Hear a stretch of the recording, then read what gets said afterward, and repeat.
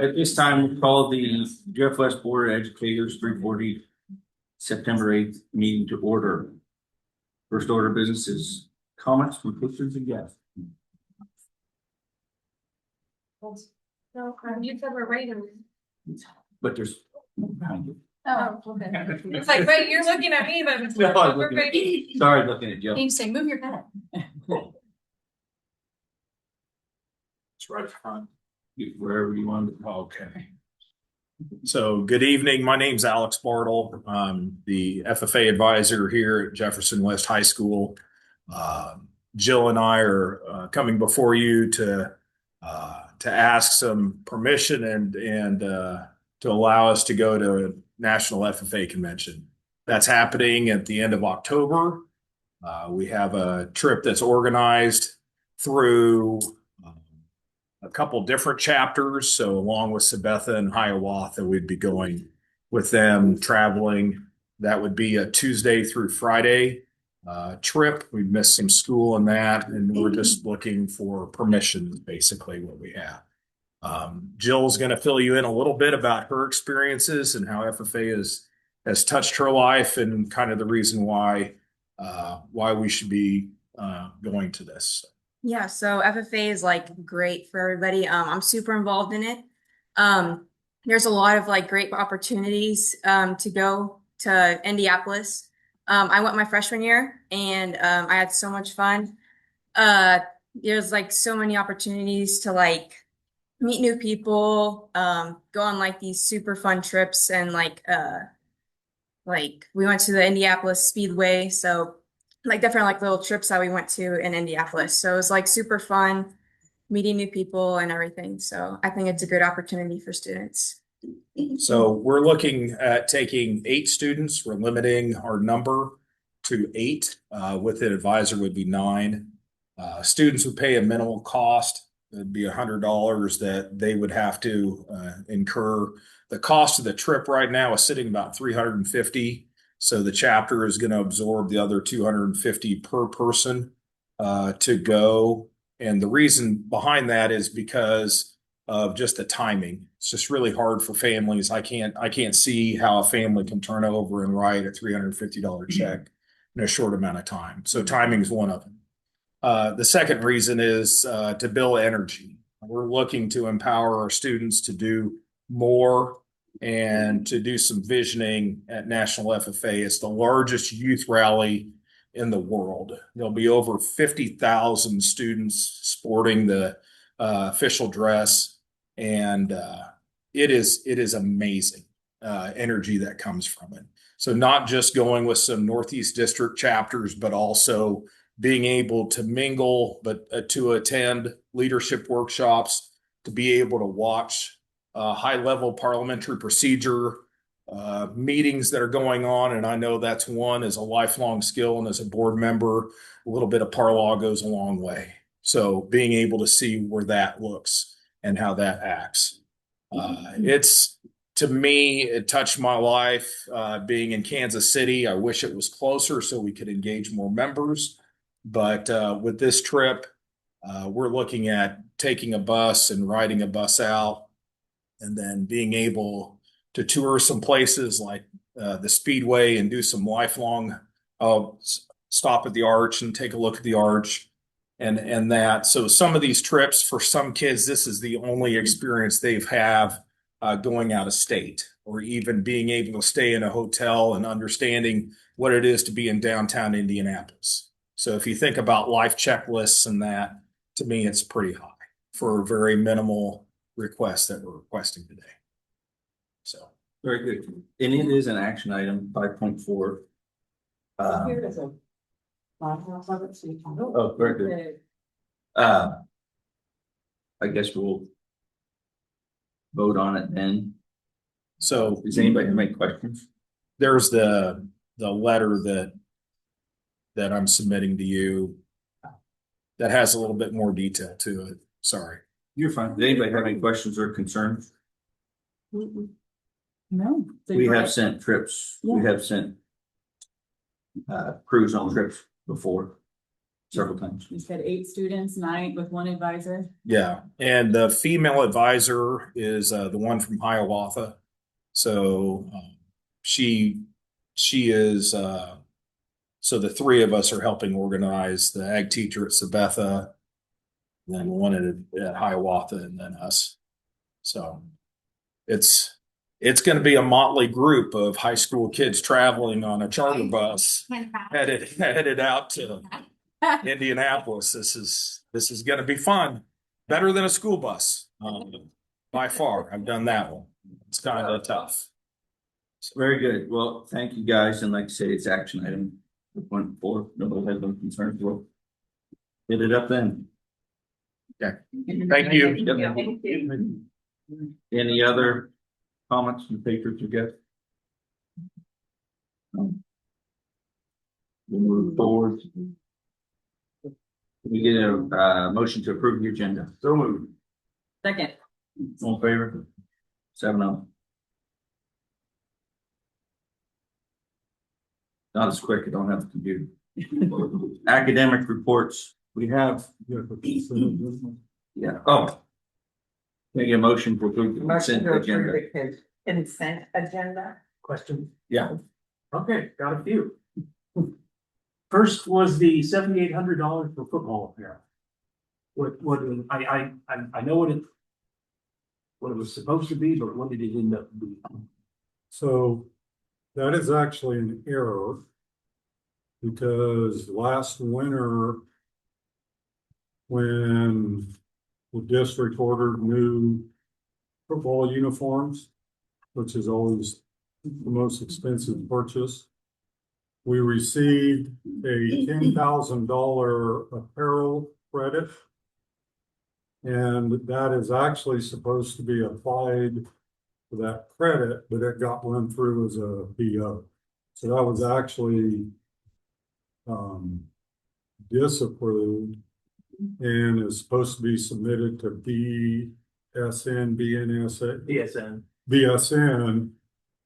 to be applied to our $10,000 credit. Okay, now follow-up to that is, are the students keeping the stuff that they got? Some of the stuff, if you think about basketball practice, it will just keep being reused until, because most kids don't want to wear something that has been soiled. Unless you're in middle school, you have to. But uniforms Used to are be different. Yeah, but 9 months. But this was hoodies and shorts and stuff that I would think they're gonna keep. yes, those are things that would be in the inventory that get checked out, used. Some of them, like the under the shoulder pads, I Or the don't know the compression. answer, the compression, because those might have a shelf life, but some of those things don't last more than, And so. like cheerleading. No one's gonna wear someone else's tights. Right, that so they if the use student for- keeps it, then it would be deemed a gift, Yeah, so but that would exceed their limit. It's commonplace every time, and I know this happened before. So they ordered through BSN and they did Adidas, so Adidas gives the credit, and the last time they got uniforms, it was the same thing, and the kids all kept it.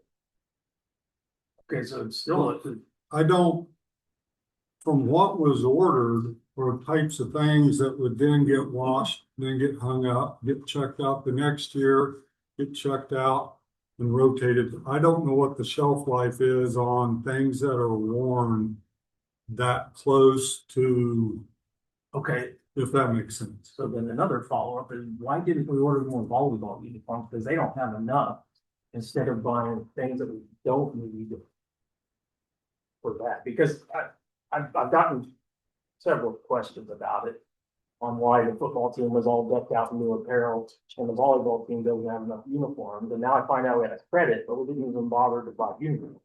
Were they up? Cause their Yeah. cycle was Mhm. volleyball up. Yeah, Well, I was. Middle school. middle school was, Middle school. not, ooh, What does that How's order it look going? like? The middle school, Prior are you years? talking high school or middle school volleyball? Well, I know high school doesn't have that. I don't know. Middle school. Did the high school? I was not Did made they aware get that the those? high school did Didn't they not get have last, enough was it uniforms. last year or the year before? They're doing, they're due. So we didn't have enough of what we had from the last time they were at. Because there's more kids out. I'm not For sure the volleyball. reason behind it. There might be a size issue. Yeah, I was not made aware that we did not have enough. Okay, well, I didn't. Volleyball After middle school uniforms. basketball, I had to go all 2 months. well, it's still, I mean, it Gotta has make to it run work. us into a timeline. Because the other thing I don't see on here is where we're approving any donation. Yeah, my donation from the district goes on there. I understand that, but we also have donations to the football program, and if we have that, we have to match it to the other program. So, Title IX. so donations. So we have, and this is something, Wasn't the softball uniforms donated? So were the basketball. Okay. well, so this is something that, which is why we have not passed a new fundraising policy yet. Because we have teams, volleyball, softball, baseball, that do fundraisers by groups, that is not our,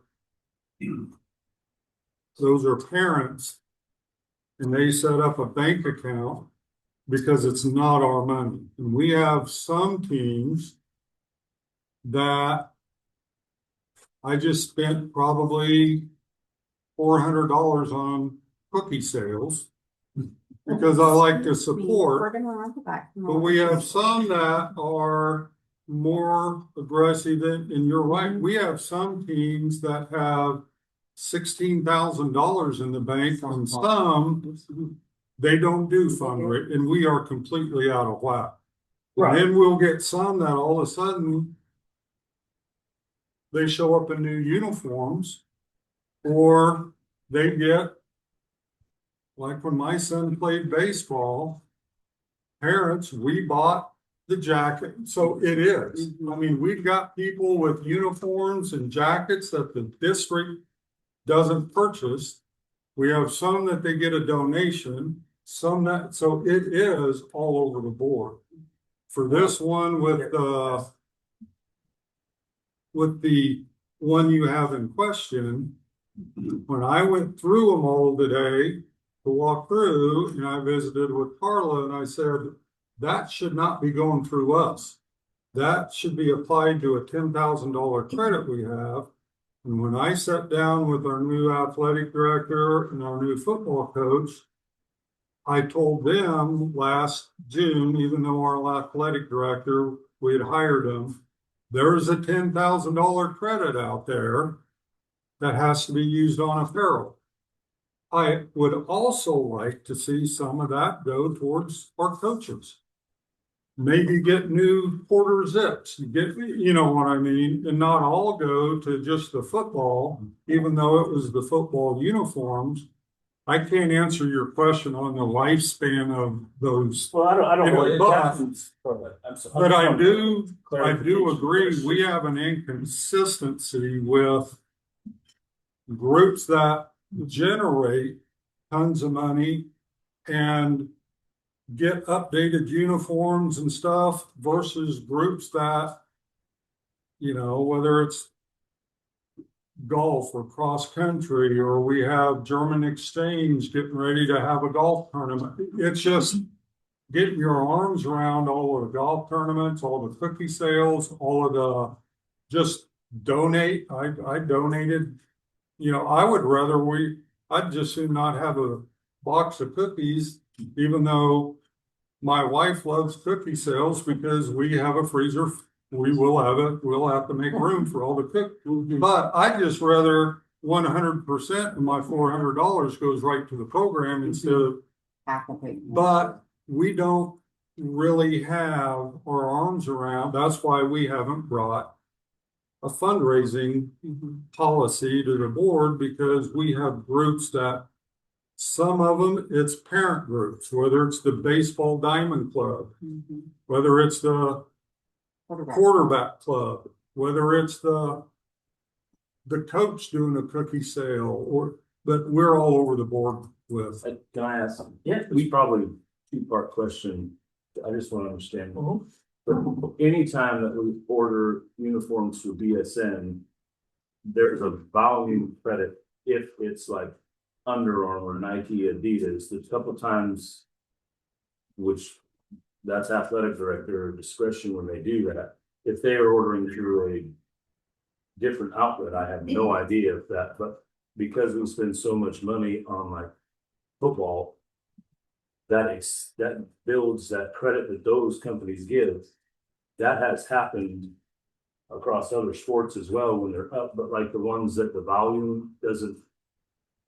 They reward spending a bunch of money, the companies that can afford to do it. Some sports don't get to that threshold, but do we have anything that, like a donation that we haven't approved? Because I don't know that. Because yeah, a donation would have to be approved, but are we? We got new TVs for the football locker and PlayStation. That was Touchdown Club, wasn't it? I believe so. Yeah, that's what he's talking about. It's not funded through us. It's not cycled through us. Okay, then we need to, do we get it off? So the property? pouch and the TVs, that was me. That was me. Okay. I mean, still. I had them.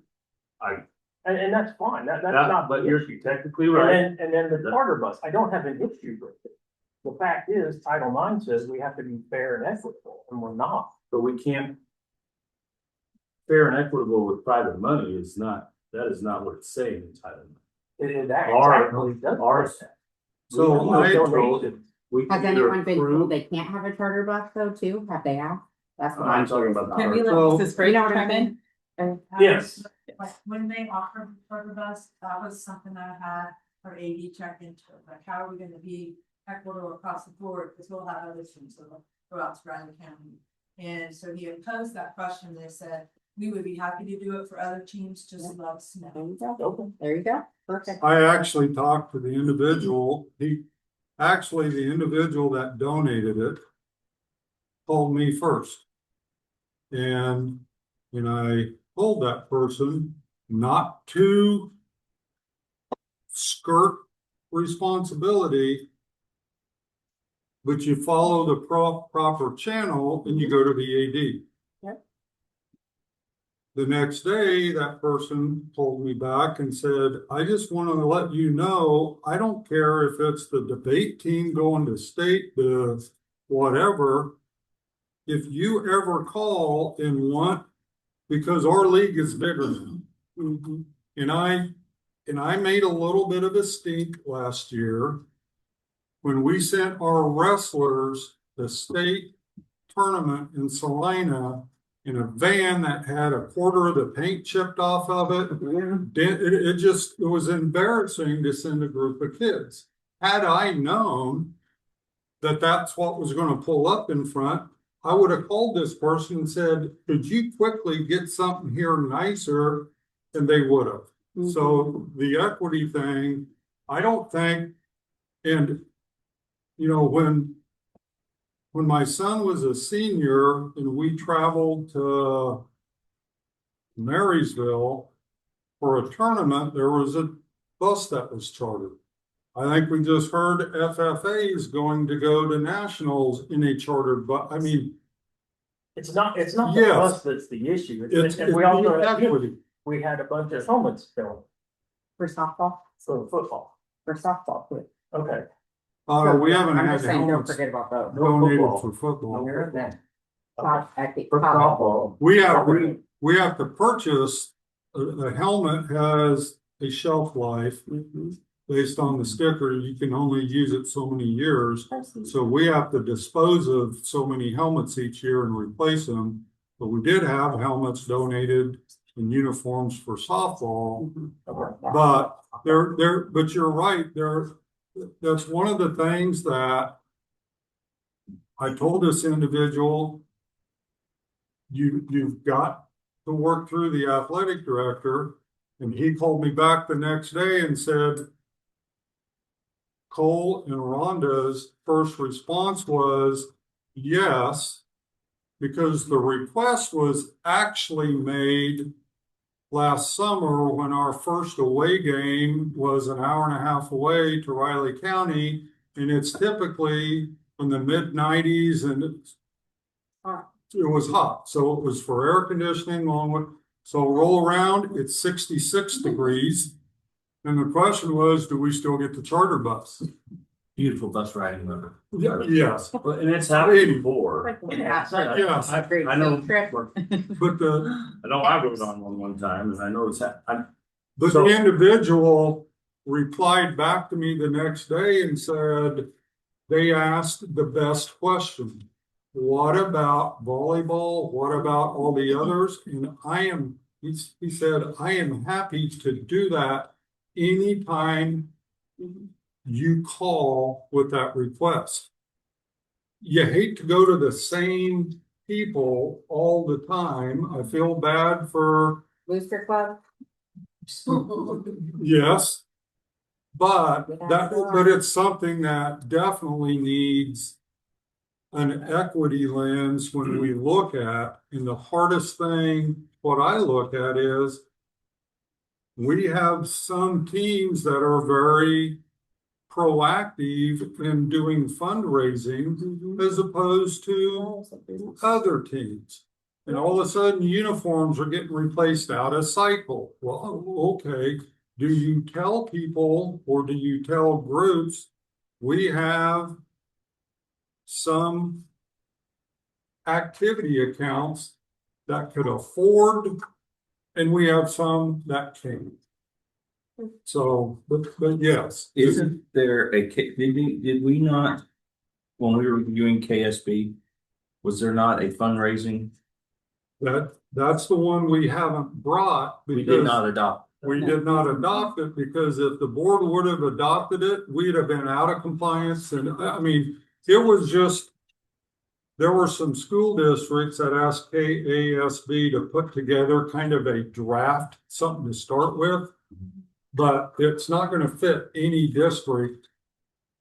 And it wasn't required. And it wasn't a required, it was a sample to start with. So we got to start looking at, okay, we'd violate that, we'd violate, you know, just because over the years, we've just kind of, you So- know. just wanted to circle back. I didn't bring the donation to the board on the old couch and the TVs because they were used. I didn't have a need for them. So when I heard that they were looking for that, I guess I didn't think that used donated stuff needed to, but if it does, get it on the consent agenda for next month and we can decide, and if we don't want to do it, I'll go get it. Well, typically. I know buildings are that free, wasn't the point, but when you make a comment, Right. but I didn't buildings know are that. bringing me But anything like worth you, value of monetary $100 value. just so you know, like, just so everybody knows, it's $100 or more, that's what I'm being sent, that's what I was always trying to do. but is it If we donate a $100 monetary towards the donation district, for something new? $100 like money or worth value of $100. Is that If new? I write the check, it's on our ledger, yes, donation. Yeah. It's out Is there every time. clarification on whether or not it is sitting in a storage unit or if it's new? Because I assume, Well, I also didn't- benchmark will- I didn't even think that it was an issue, but if I needed to run that through for approval. That's not. Well, I know, but now we've said it in front of everybody, so let's be compliant. If we need to do that, that's. I'm trying to say collectively, it's certainly a bad look. John, we do, you're right. We gotta figure out a fundraising policy. Okay, We have to figure that out. You're 100% right. okay. Second, Go. I don't know where to start, but you're right. I mean, we're probably not right in a lot of ways, and probably right somewhere. Might hurt the But we- bill out but- given but we do- ratings, so might be careful. I get you. There's a lot of different layers of this, but are we trying to like Not discourage discourage, fundraising? not Because discourage if people are fundraising. dictating what people can do, it will shut off and then we're on the hook for it. So I guess, well, but if it's not equitable, it's the school's not doing it. So if someone is more tied to a program, are we going to tell them they can't do it? because I felt like over the last couple of years, because it's happened, there are people stepping up for more programs. Well, The and isn't that softball, To basketball. me, it seems what like we're a wash, asking but I don't know. people if to it do is. right now because we don't have the funds to We don't. put in all these things? I guess Even if we did. Well, I Yeah. think the policy, I need, I'll take it. But I think we're getting close to that slippery that's the thing, slope I'm of not- discouraging people to fundraise. We do need to probably communicate when it happens. I don't disagree, because we do have to approve that. If I broke that, I'm And sorry. I figured don't it have was an issue with the donation. That is not an issue at all. It's just how do we make it as fair as possible? Sounds And, like, I mean, yeah, Mrs. Briggs and Mr. Yeah. Potter were already kind of on it. yeah, Yeah. but Which is good. except for when we spent our money for the Right. football apparel, why didn't we spread that around? And I know we bought football uniforms and they're inherently more, Yeah. but that doesn't mean they get more on top of it. Did we know we needed volleyball? I don't- Did we know that we were Well, there short? were- This is the first. We didn't time buy I've them. heard that's it. first Well, I heard of it too, but- so. I mean, But I'm that- just that's saying, what I- we that's what also I- can't I fix told the people. problem. if Did we the don't coach, know it did the is. coach tell you that we were? Did the Yes, coach- I spoke to her Saturday for a little bit. And that's when, and I was like, you have to advocate. If we don't know, we don't know. She didn't tell the athletic We're director. crappy middle school volleyball uniforms, maybe they could get one of those. Okay, so Okay. middle school volleyball That was uniforms were actually, when they came in. Yeah, so we're not, but back to the fundraising policy, it's not to discourage it, it's just to have some consistency. And the board to be able to have some structure and knowing. Well, yeah, Of- and if the Title IX came in and audited us, would we be compliant? That's the question. And based on appearances, I would say no. I haven't dug through everything, but that's what it looks like. And that's my concern. I would probably go for a booster club too, you're right, it would. You're And right. so, I mean, we're I just, think we would and- get and- it, if we're gonna do it, then it's gonna take away from mine. and I'm not here, I don't come to Maryland except for these apparently. But if I'm seeing it, I know that the volleyball parents are seeing it, and they turn it in. And we answer these questions to somebody outside of here. And justify. Hope they come to us before they get reporting. it. Well, if we approve a donation, if we have donations that aren't being approved, then I would agree with you, but Mhm. maybe I'm misunderstanding, so don't. Well, here's I'm what not talking fact, but if someone donates something and we have the vote to approve it, that is not breaking Title IX, because we approve donations for FFA, we approve donations to send kids to Germany, and we do all that. If we approve it, we can't. We either say, yes, you can send it to where you want, or we don't allow it. I would hope that we don't go that route, but if it's not coming through us, then I would probably Title agree IX with you. But officer. if it's Well- private money and they said, we're gonna donate for this reason, I think about David Booth. He didn't give $300 million to KU football and KU basketball. He gave it to athletics so they could spread it around and still be compliant with Title IX. Donation or otherwise, we still have to be compliant. So how does that work with like districts like Baldwin City who has the wolf? Or like, you know what I mean? Is it? Yeah, that have a bigger. tax Yeah, base. I don't know the answer, but I don't either. That's why I'm bringing it up. Well, we But have a did Title David IX Booth say compliance that- officer. it was donated there and he didn't dictate where it was supposed to go.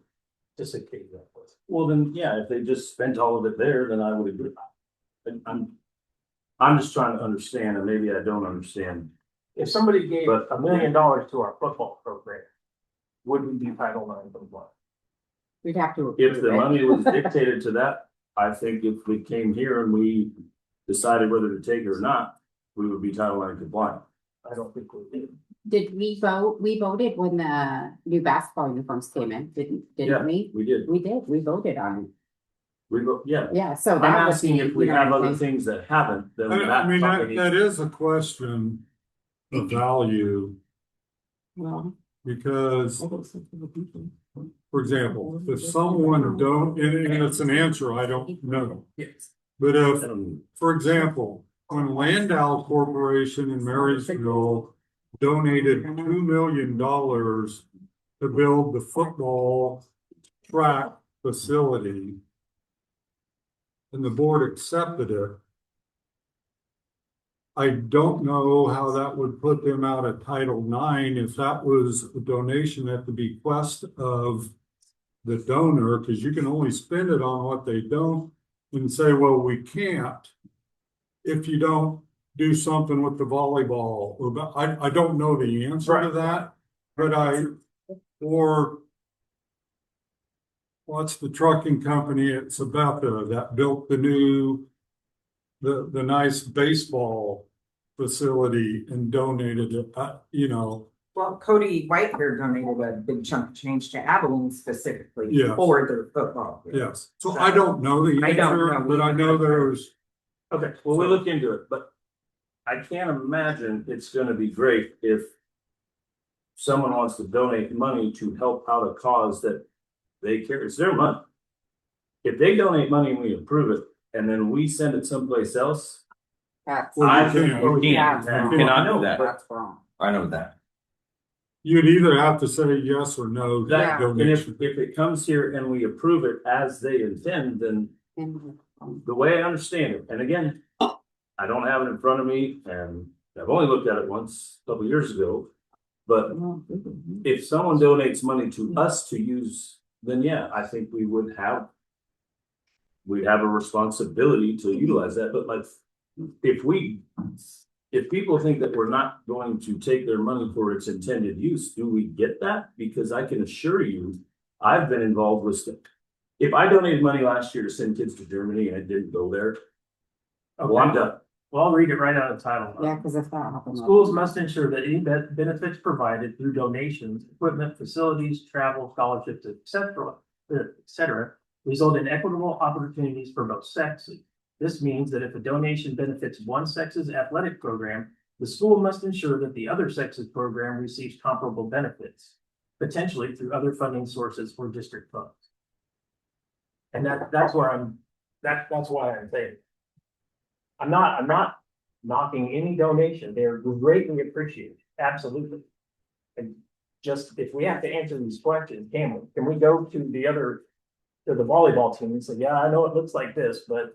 Right, but that's like. But they if they're offer paying also, For elementary school things, then do they need to give that exact same thing to middle school and high Well, school? it doesn't have to be the same, because we know that 40 football uniforms are gonna cost more than 40 volleyball. Well, and would it be our responsibility to Yes. go Right. find fundraising? You know, that's what I'm saying, I efforts? just wanna make sure that.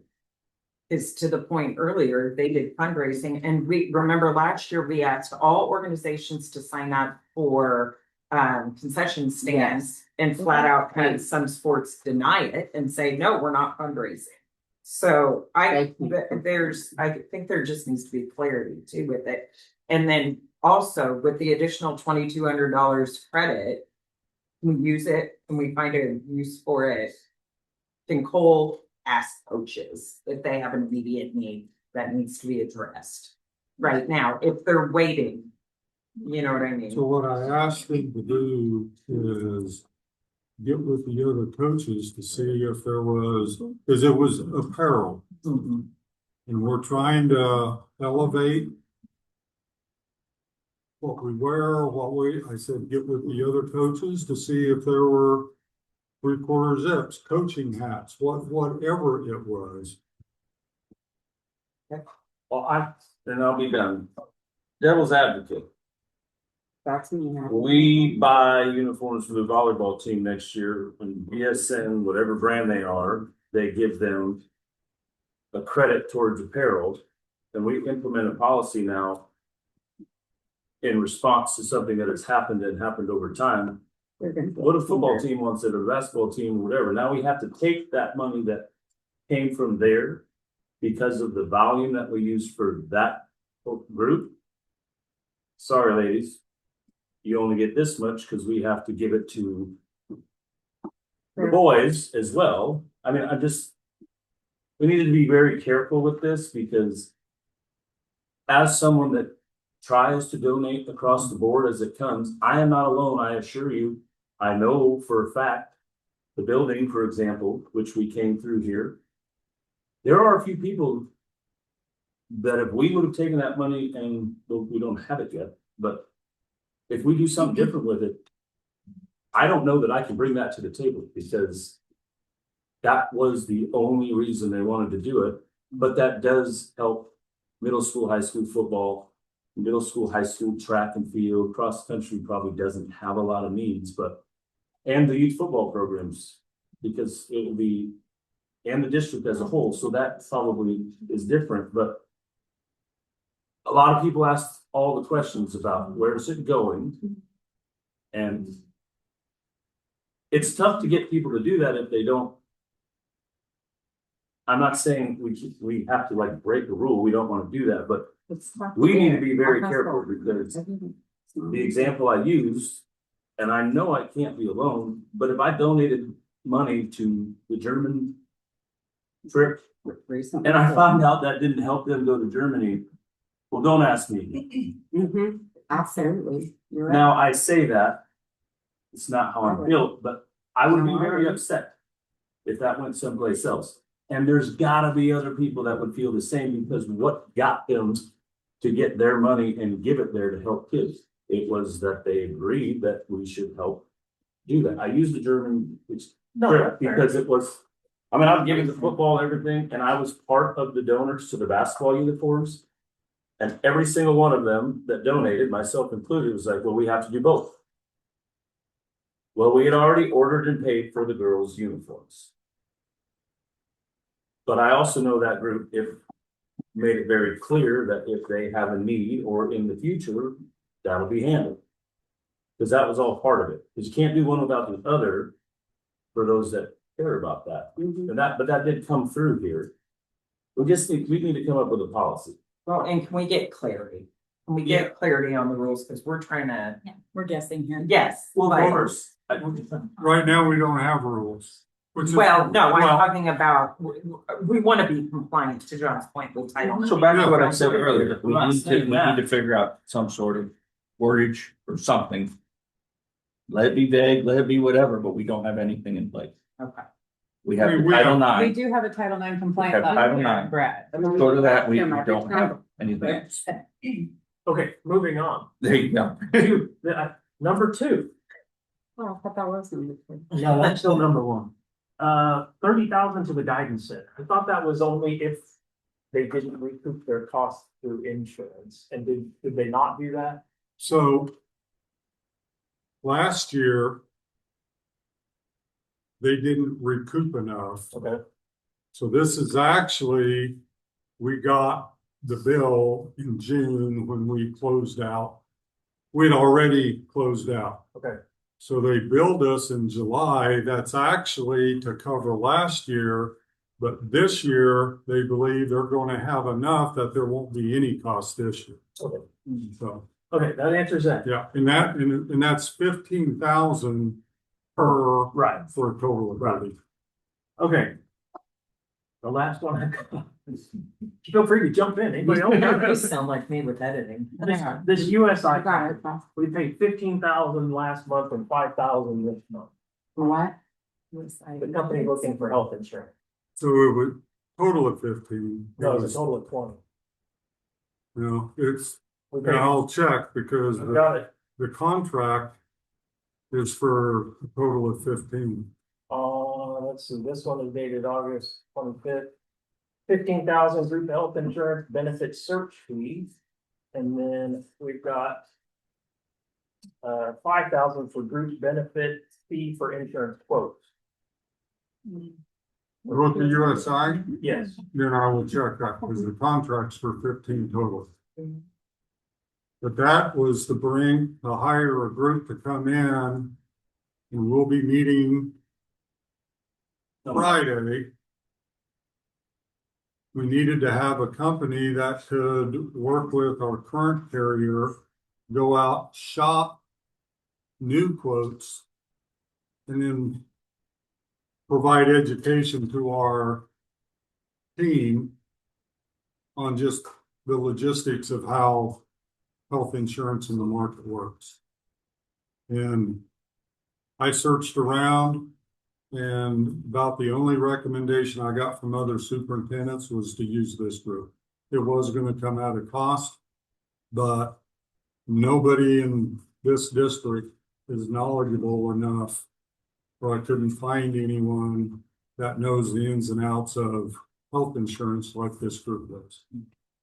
But I will check in because the contract was only for $15,000. So I will follow up on that. Anybody else? I do actually, no. In the consent agenda, I did skip over this. We have the petty cash funds for the preschool. We did in July the 3 other buildings. Is, Oh, We didn't need we to- have a $1,000 donation? Five. Elementary school. That was for me. Booster Club. Good night. There, cash out, bad boy, you go. so this resolution here is something that we all just need to sign. Yeah. We did it for the other 3 buildings. Yep. It was on there, so I better prefer. You better have a motion for the consent. Oh. I get a motion for the consent. I motion that we approve the consent agenda is presented. Second. All in favor? 6-0 or 6-1. You want to do? Yeah, they're all here. Let's get do the academic reports. Cole is At the football. The football. So maybe we took up a bunch of time. Good evening. At the top of the report, you'll see the elementary and preschool enrollment numbers. We're still wiggling those a little bit. We've got a couple come in, a couple go out. There's in the case of preschool, we have students that are at crash. We're getting speech services at home. So there'll be some numbers switching around for there, but right now, Little's over preschool sits right at 40, and then you can see the elementary numbers there as well. A couple of Greenbush virtual students tagged on at the end. Fall benchmark testing is completed, so we're starting our tier math and tier reading are underway now. Remember, that's the intervention services we give for kiddos that are a little below or a lot below grade level. We also have time to work on at and above grade level. So those tier times are important, and we use that data to decide that grouping. 3rd and 4th grade are going to be participating in the School of Economics at UMB Minitown. They're each going to go on their own field trip. They are making their job posters. They're building their businesses. They're going to be making and spending money. And I understand that you have to earn your money to buy lunch. So you might get the hot dog bun, but you better be saving money for the hot dog. So. But not the volunteers, right? Yeah. Well, I don't know, right? Yeah. For free hot There's dog a and crew of volunteers required to go. So great opportunity there for 3rd and 4th grade. We are at the preschool, just to kind of keep you up on the speed with the alphabet soup. I am working with syncing up like our KISA this year for our accreditation model. Our current goal was written for our current buildings. So our preschool kind of gets a bye year in that. But in February, when we start to write our new KISA goal, preschool will be part of that. Building leadership team and district leadership team. Right now, I'm kind of representing preschool.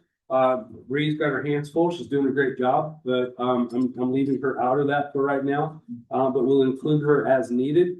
Ages and Stages Questionnaire, which is a kindergarten readiness program, starts at age 3. So we're doing that now. Links have gone out to families. The tricky part with that was we have 2 different building numbers, but the state was nice and combined the 2 under one account. So when I log in as me, I see both buildings. Otherwise, that was going to be a dual. So they're working well there.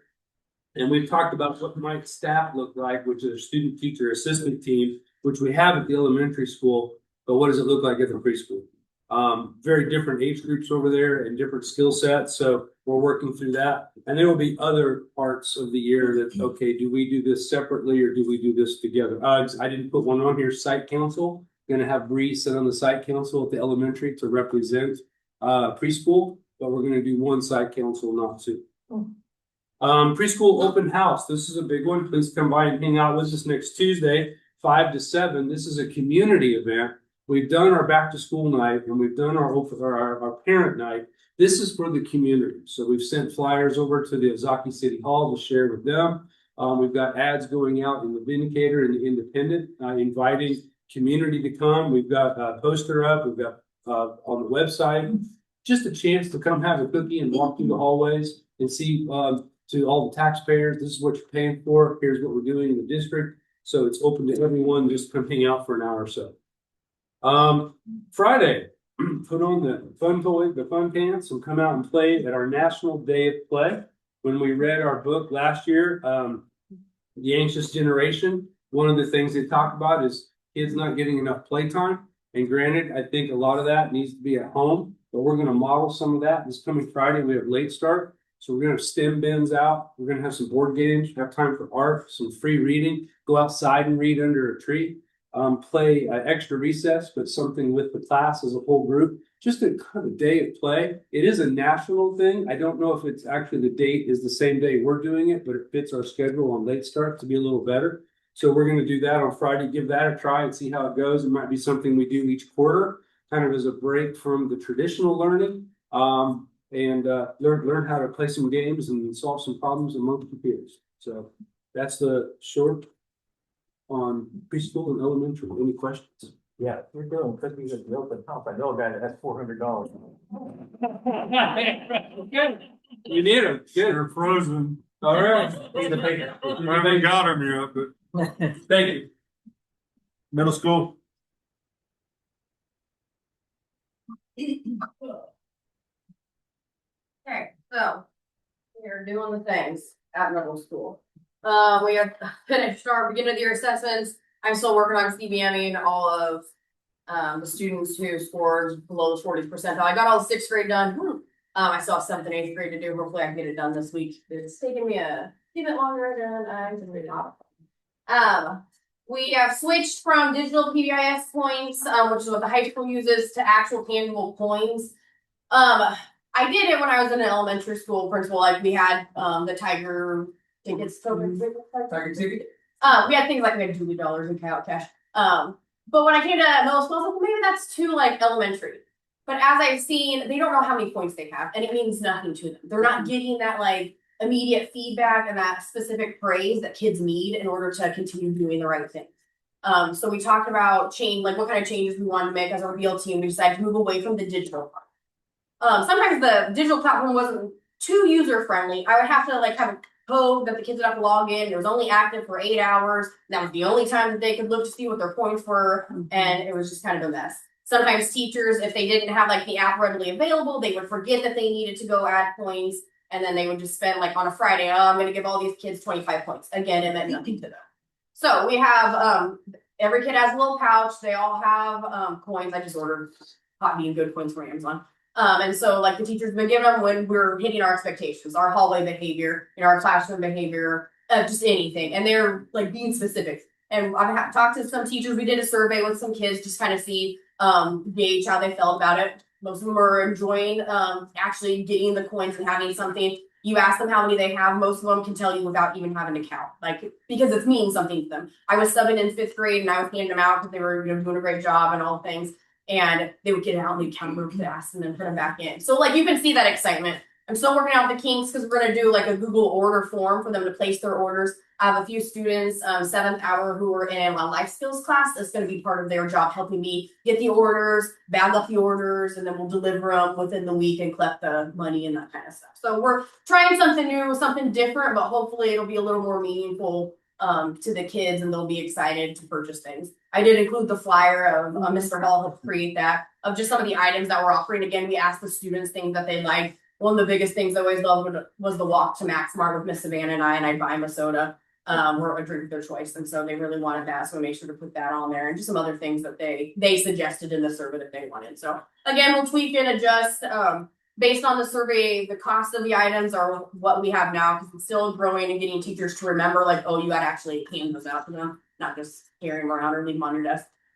So just getting them to understand how them will buy. But again, we'll be tweaking it and adjusting it as it goes on in the school year. Any questions on that? We do have one that is specially made. It has a tiger on it. It says JWMS, and those are worth 100 points. And you get that for our class meetings. The teachers get to nominate one boy and one girl who have demonstrated characteristics from our Character Strong SEL curriculum. And if they're nominated, by the teacher and they win the award, they get one of those tokens. And then one of the things I jumped down a little bit, but on the class meetings, one of the things is we wanted students to have the opportunity to recognize a peer and give a shout out. Not just hey, they helped me pick up my book I dropped. But like I every day see them holding the door open or always telling me, good morning, or they help somebody, do something that they didn't have to. Like when doing the things when nobody's watching. Students have the opportunity to give those little shout outs. We have a little form, we'll celebrate them at our class meetings, and they will get one of those tokens. Now they do have a chance if they want to take a little gamble and try the Plinko board, and if they want to double their points, they can. On Friday, our 8th graders chose not to double their points. They took their 100 points and ran. But they had an option. They could have tried to double. So is that what this is then? No, that's PBIs. The $100 ticket goes to that. The 100. They can buy stuff with those. Skip a test? Yep. I'd be the nicest kid in school. You have to We be know. graded mastery on your assignments leading up to the test. You can't skip every. And those are Endorse for whether or not the teachers accept it. Some teachers will take different prizes, some won't. So, like they have to ask. Some teachers don't take extra credit. They have to have permission from their teachers before they purchase anything. Makes sense. Since I did jump down to class meetings, I'll continue talking about that a little bit. When Miss Andrews and Mr. Allen and I went to Oklahoma for a whole nuts and bolts conference, we did the pre-conference for leadership, and a lot of things we talked about was class meetings and just kind of building that teamwork within the grade level. And so we started this. Every grade level will have a team meeting once a month, and so we started with 8th grade on Friday, and it's during our advisory time. The other students will be doing their clubs or something different, but we'll have our 8th graders all meet. So we did our first one. Once we finally established who our student leadership team representatives are for each grade level, they will be the ones who will help Mr. Allen and Miss Andrews and I plan it. And ideally, they'll be the ones who lead the class meeting. Because I talked about, like, it needs to be your guys' voice. What are some changes you guys want to see within the school? What are some goals that you have for your grade level? Because you all see it like, hey, we're continuing to have like assigned seating at lunch because we can't handle lunchroom procedures. Like, how can you guys work together as a team, as an 8th grade team of students to make changes? So we're having those conversations, taking those suggestions, building from it, but also building some just class camaraderie. So we played some games. I had the students, they responded to my email if they wanted to be on the list of volunteer. Because, sometimes you don't want to be up in front of everybody playing a game. So I was like, if you want to play the game, great. So I had 10 kids who said they wanted to play the game. We played 2 different games. And then after our class meeting was done, I had like 20 emails. I want to be in the next, class meeting game. They wanted to do the fun stuff. So I think it'll be good. We started with the 8th grade so they could kind of be the leaders and talk about it with the 5th, 6th, and 7th graders. So this Friday we'll do 7th grade and so on. But we're excited about it. It's just something different, but it helps give the students some voice and changes that they want to see that they might not always get or have the opportunity to share out. But I did give you guys a little information as to the why and just kind of how it's structured. Yeah. Any questions on that one? Thank you. And then the last change is our Roar and Soar Award. This is only for 7th and 8th graders. It'll be our version of Shawnee Heights and Night Under the Stars recognition. It is not made for everybody to get it. It is for those who want to really go above and beyond. My BLT kind of took this to heart when Dr. Lewis wanted to talk at the very beginning of the year, being a blue chip school, and if we want, or blue chip district. Well, how can we push our kids to be blue chip kids at the middle school? And so, yeah, there are some, stipulations. You have to meet some high requirements, having a 3.75 GPA or higher for the entire school year. You have to have attendance of 95% of school days for the entire year. Behavior goal, no disciplinary action of any kind. Participation goal, you need to do at least one school sponsored activity, just one. That can be knowledge goal. You can help out and do the high school musical in place, because I do have some kids who've done that before. And then again, building that school culture, attend to activities or events that are different from something you participated. The number of boys that I had who went to volleyball today was great. They all showed up, cheered them on, they did get their program and had me sign it because that's part of the stipulation. You have to have a sign, you got to turn it in. But they were there, they showed up. They didn't have to. But they showed up after football practice. They showed up after, cross country, that kind of stuff to go cheer on the girls. And that's what I want. So I'm hoping, the girls will be able to go cheer on the boys at different things and go to those vocal concerts and the band concerts where you wouldn't normally go. But let's go watch your classmates, go watch your peers do something that they're passionate about to, again, build those relationships and build that school community. Yeah, so those are the things. Really cool. Thank you.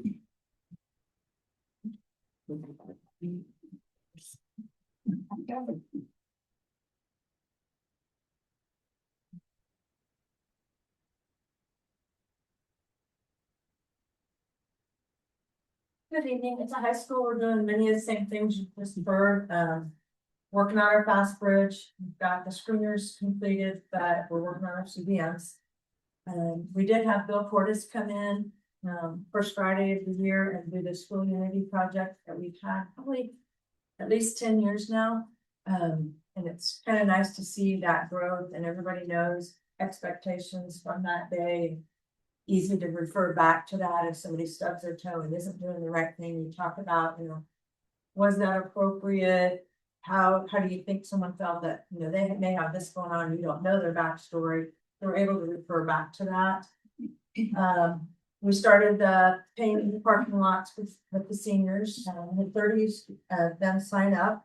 We did first one last night and then we'll have another one next Sunday. Our new teaching staff are swimming but doing well. They're cruising right along, but they're still learning, the Jeff West way and all the little things. But when you walk in the classroom and watch them teach, they're on it. So that's awesome.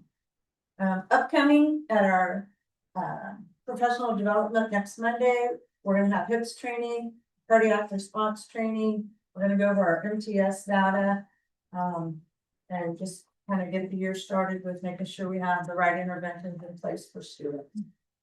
And we're also in the thick of preparing for homecoming. So we have our class meetings Wednesday, where they'll start to put together their plans and decide how they're decorating their floats and what they're going to be doing, and working through that process of real life things of working together in a team. How do we spend our money appropriately? All the little things that come along with the fun that sometimes they don't even realize that's a life skill just because they want to be involved in it. So, And that is the 26th.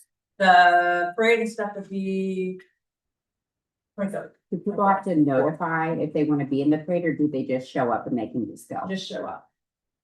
We've tried the notification thing in the past and I bet that's what I was like. it's a headache to decide, and then somebody cancels and then somebody else shows up and didn't know, so So they it's can just just, easier. everyone's going. Arrive and we'll work you in wherever. We really don't have a set lineup. It's a disaster for park there for a while. It is, it's a bit of chaos. It is. You're bringing the preschool though. Yeah, I don't know. That's just gonna drive them in buggy for this cruise. Yeah. My employee shout outs this month are to our custodial crew, Greg, Ray, and Sammy, for all the work they did over the summer. The building looked really sharp when we walked in. To Mrs. Kilgore, who jumped in as a long-term sub for us through the end of August until we had a person to take that spot. And then both to Perry Bar and Full Bottom for their new administrative roles, and they're doing great. There's just a lot of things they don't know. And so helping mentor them and decide, oh, okay, so we try to meet at least once a week, and then they're popping in all the time with questions, which is great. So questions you ask? Okay. Very good, thank you. Next is the Keystone report. We'll do this. We'll let you go and then. I actually was gonna do it differently this time. Well, first of all, I sent Aaron in my stead. Oh, yes, you did. Got Aaron. This one. Yeah. I did it That different. Aaron, Yes. Aaron Allen went in my stead this month. So if you've got anything you want to add, go for it, or we can let Brad and Doug, Belinda, and Amy are all here from Keystone, which is gonna be nice to hear from them. If you And our got Jeff something, West go staff for it. is here, so we could. Yes. That too. I think it was all in the minutes, pretty much covered, but I'll let them go for it. Well, the reason they're mainly here is because we've got several para vacancies. I think in each of our buildings, if I'm not mistaken, is that correct? And then we've also got a certified sped teacher vacancy in our high school, which was filled up until the very beginning of the year, and we had a last minute. Somebody dropped out last minute, and so they've been working. Is that what Mrs. Kilgore is filling right now? No? Okay, we've got somebody else filling that, a different long-term sub. Okay, so that's why they're here. I'm feeling the pressure. I think several of us are feeling the pressure on what we're doing to fill those spots. I went and personally experienced the factor. Yeah. I went in the classrooms. I went and I experienced it, so. So Doug, Belinda, You and hear Amy it, but until you're there, you can't I understand. I believe it. I believe it. But Doug, Belinda, and Amy are here to kind of give us an update on what's being done about it, and where we're at. Well, first, Or Brad has something to say first. yeah. Just contrast, you know, sometimes we think we're on an island of our own, Yeah. but yet we are.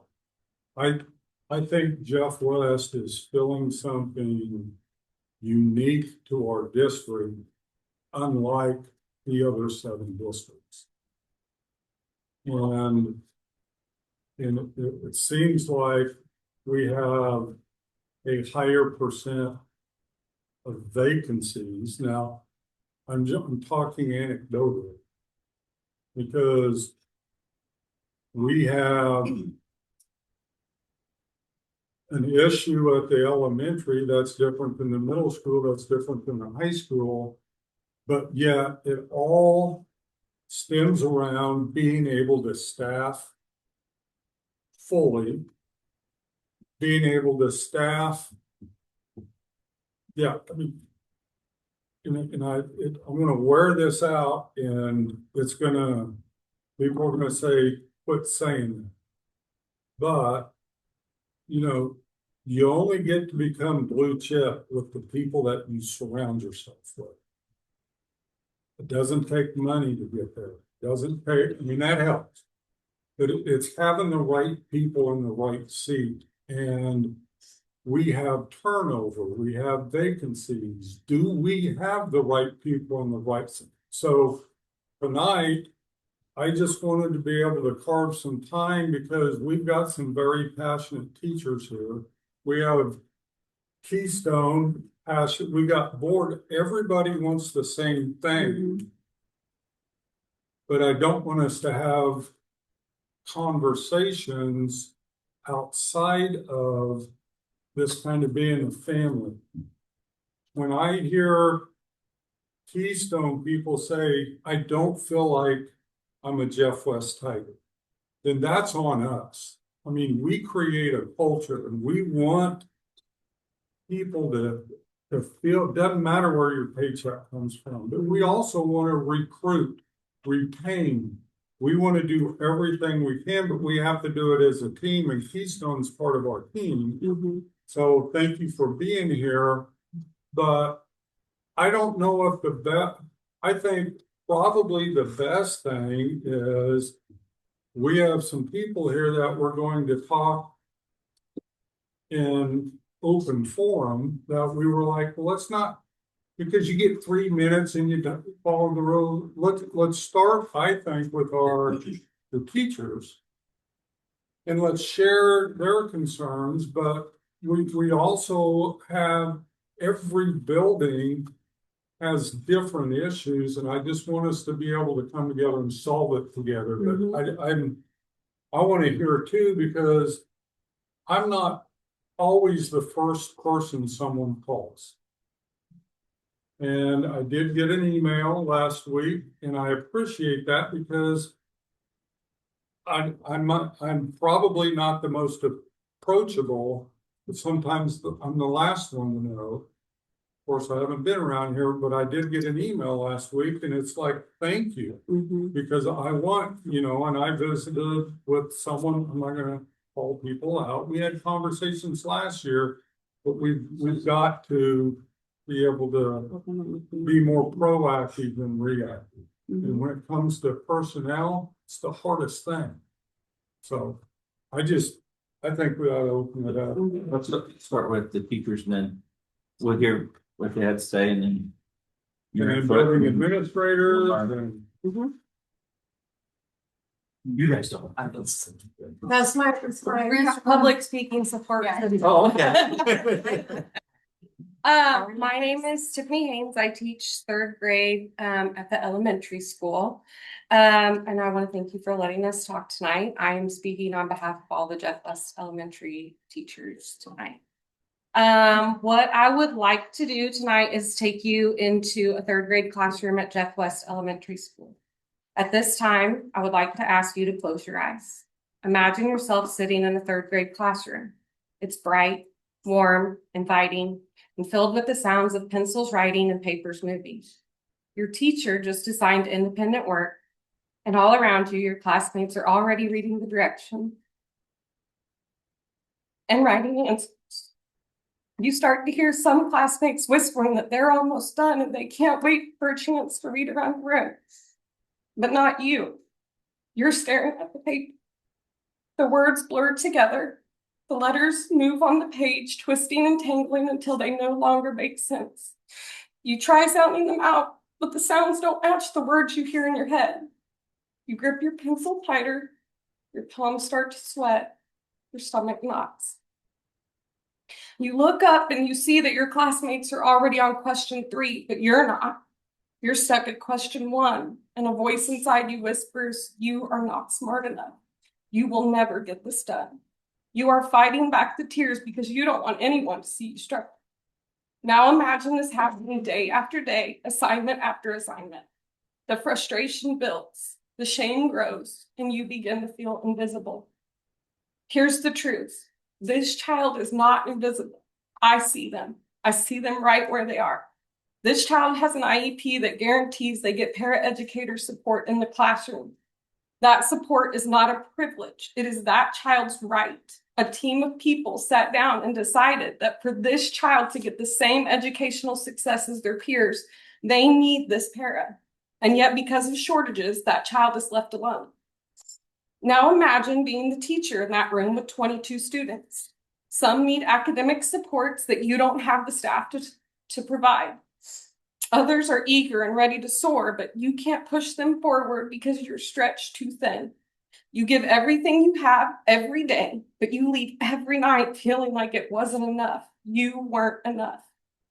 This isn't a story about teachers relying too much on paras, even though that's what I've been told in the past. This is about a system that makes it impossible to meet every child's need without para support. The cost of this inadequacy is bigger than one classroom. For at least 5 years, our school has gone without proper support, and it has developed a culture of resentment, distrust, and exhaustion. And when that happens, the dream of being a blue chip school disappears. I've thought a lot this year about what it means to be blue chip.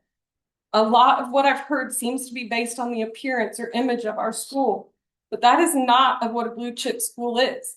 No one is going to call Jeff West and say, "Let's see why they look so good." A blue chip school is one that parents trust, communities are prideful of, and students are thriving at every level. Struggling learners have support. Advanced learners are challenged, and teachers are empowered to succeed. We cannot be a blue chip school with a cracked foundation, and that is what we have. It does not matter how positive and upbeat I am. It does not matter how good I am at what I do, and it does not matter how hard I work. If my students do not have the support they are legally entitled to, it will never be enough. This is not about extras. This is about equity. This is about trust. This is about excellence. Without required support in the classroom, children lose, teachers lose, and the school loses. With the required support, the struggling reader finds confidence, the advanced learner goes to new heights, and I get to leave knowing that my best was enough. So today, all I'm asking you to do is what I tell my third graders to do. Question everything. Question everything about our special education program. Ask why, ask how, ask when, ask for proof. Instead of accepting the term fully staffed, ask how many minutes should be getting covered and how many are actually getting covered and how they are getting covered. Walk into a classroom and see it for yourself. See the tired teacher trying to meet each child's needs, and see the struggling learner get questioned by their peers when they have to walk to the para in another classroom. Thank you. Thank you. Thank you. That's kind of hard for me to tell with. You'll notice I have Kelly read all the time. Yeah. So we need to figure out something. I don't know which avenue to go. Doug, would you let us fill us in on some solutions? Real quick though, I'm sure we've heard. Monday, I had a free time and I went to the school I can hear these things. We as board members can hear these things. We feel for them. We accept, where we're at. But I was like, you know what? I have a free day. I spent from 10 a.m. to 3:30 p.m. and I went into all the classrooms and experienced what they experienced because I'm not them, you know, I don't know what it's like to go in there and be alone and have all these children grasping at you, help me, help me, help me. So I'm like, well, let me go in and help. Thank My eyes were opened a lot more than what they expressed. So I just wanted to know to it. It's been a problem. What are we short? In the ways of Paris? When I attended the meeting, it was 6 paras. We're short a certified teacher in the high school, and then we also only had 2 long-term subs, which I'm sorry, in my opinion, that is not employed, so 9 total vacancies. That was when I attended last month's meeting. What do we got going, Doug? But first of all, thanks for coming and thanks you. We've had the opportunity to talk, I think, at some of your staff meetings, and you know, we always appreciate hearing concerns and a good description of struggling learner. So certainly that was accurate. I'll tell you, nobody in the state is more concerned about staff vacancies than I am or than we are. I looked at the numbers last year just for perspective's sake. And again, the only thing we care about right now is Jeff West and the vacancies that we have here. But there were 260 teacher vacancies and 408 para vacancies last year. And there's not an end in sight for that. So right now, we're struggling very hard, not just here, not just in Jeff West, but all across our co-op and then all across the state to fill vacancies in special education. There's things that I think our board and our superintendents have rallied around. When I got here, we were paying $11 an hour for paras when we all knew they deserved more. This year we reached $15 an hour, and that was our goal. We had our teaching staff was paid at the bottom of the scale, so they were made less than any other district, any other base salary for our teachers, and we've got that up at least to the middle. So we know it starts with some incentive to come and do the hardest work, in my opinion, is that it's the work that's being done with the struggling learners. There aren't enough people in higher education right now to fill the vacancies of the retirements and the people who are bailing out of the field because of the stress. And so we don't, as a state, we're not preparing enough people to fill the rising number of vacancies. So it is a big challenge. So how do we get people to come here and then stay? And just again, for perspective's sake, we had over the last 5 years, we've hired 38 paras for Jeff West. So there's been 38 people. So it's not that we haven't filled these positions, we filled them dozens of times. We filled 17 certified staff in vacancies in our district. And these are disproportionately, these vacancies are disproportionately at the high school.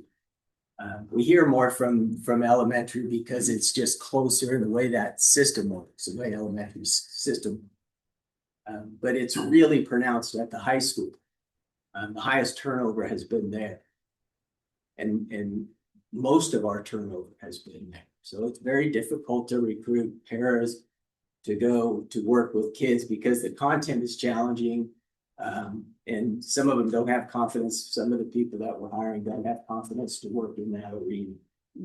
So I think our team has done a really good job of creating some professional development things for hiring people who may not be fully licensed or they may not be confident in going in and working in that more challenging content. And so they're meeting with them once a month.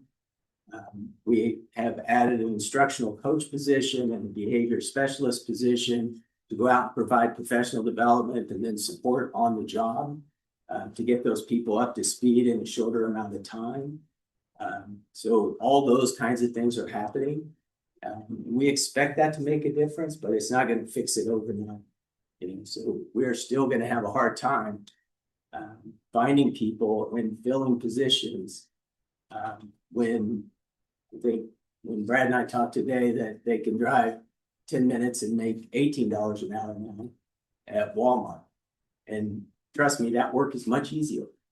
It's much easier than working in a classroom in those circumstances. So, I feel like we're on the right track. Feel like that we're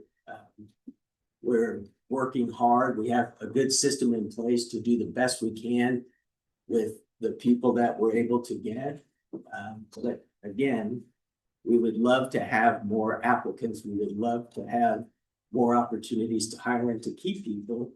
And we certainly have to work together in that to make that happen.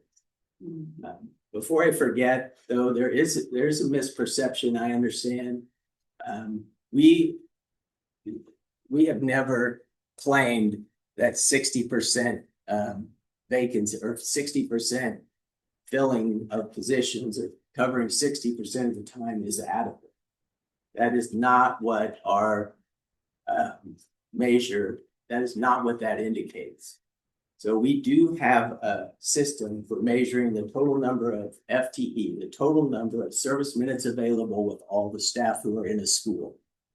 And then the total number of service minutes that are required based on the IEP time.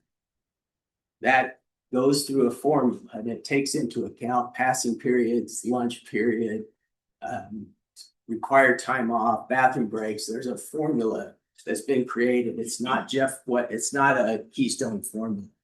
It wasn't designed by us. It's not part of anything we created. I've used it in every district I've been to. It came through the state. And way before my time. It's just been a standard formula that we use. So if you rank within this a certain percentage, so somebody might have seen 60 or they saw 70 and they thought that meant percent, and that meant that's all we're asking, but that's not it. We want to fill every position. We trust our IEP teams to make a determination about what is quality service and what's going to be required. But at some point too, we have to objectively measure at what point do we have enough people on staff to cover the minutes that are required. Never. Yeah. Well, and we right now, we have a 3.4 to 1 student ratio. Where? At Jeff Brooks. In what school? In combined. I was there today and there were Just at the zero. elementary. Just at the elementary. So there's 3.1 for every 3.4. For every 3.4 students, we have 1 staff. We have students Are not they getting out population there? about 5th grade. That's not true. For 10 kids to 1 parent? That's, I think the misconception is, where do you get your information as in they're meeting their minutes or time or how are things being met? Like who reports that back to you guys? No, we That's what have the number of people we have, how many minutes they're available, how much time do they spend in the school, how many students there are, how many IEP minutes are on each student's IEP. So how many service minutes are available in a school day for 1 person? And then how many service minutes are required? So did we maybe have some people out sick today?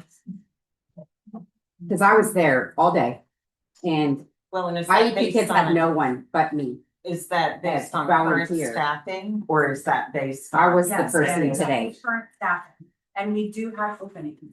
And so we know that we have openings at the middle school that we want, or I'm No. sorry, at the elementary school. Yeah. that we want There to was fill. 0 there today, 0 today. So That's why I was asking, did someone call in sick today? I have no idea whether. Because there was no one there today, 0. It was me in those classrooms. So that's why I thought maybe people are out sick.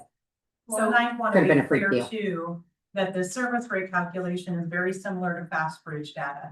It is a screener. It's a universal tool that we use to look at all of our districts and all of the staffing, but it doesn't say specific information. Like if you have a student that requires door-to-door coverage, So those are factors we have to take in. The other factors we have to take in is looking at the schedule.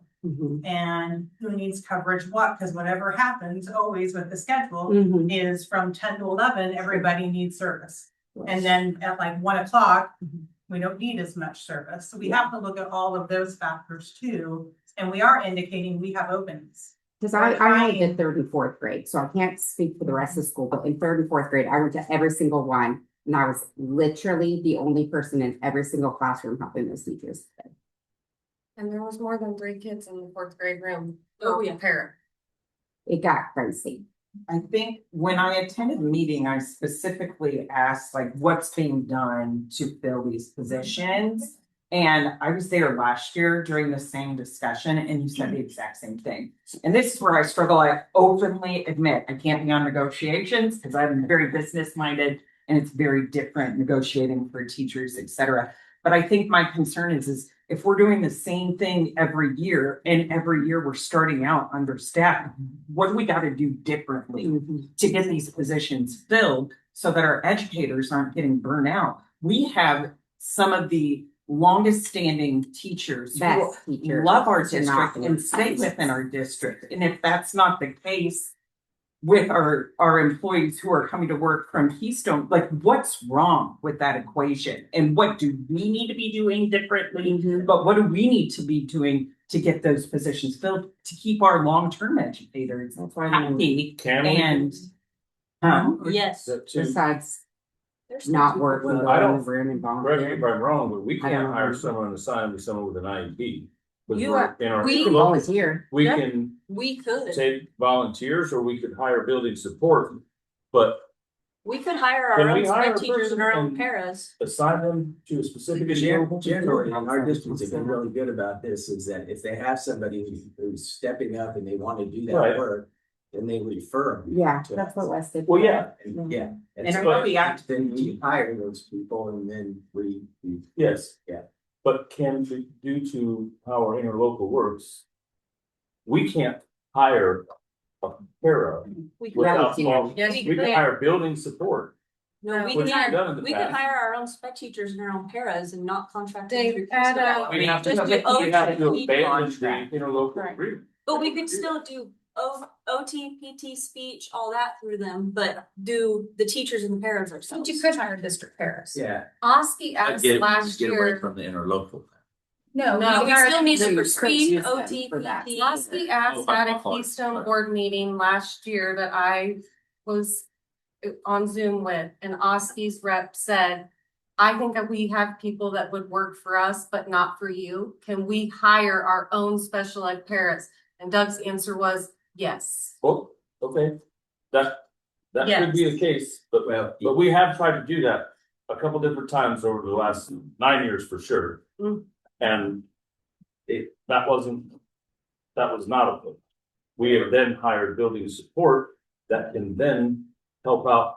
I mean, I could name some people that have been in your building over the years, used for where we fall short to provide, but they are not. We might call them that, but they're not, they don't do the job of a parent because we would have to send them to you. And you would hire them. The way the interlocal agreement is currently written is that we're responsible through that agreement to hire and provide the scope of services. But as I told them at the time, is that there's interlocal agreements all over the state that vary.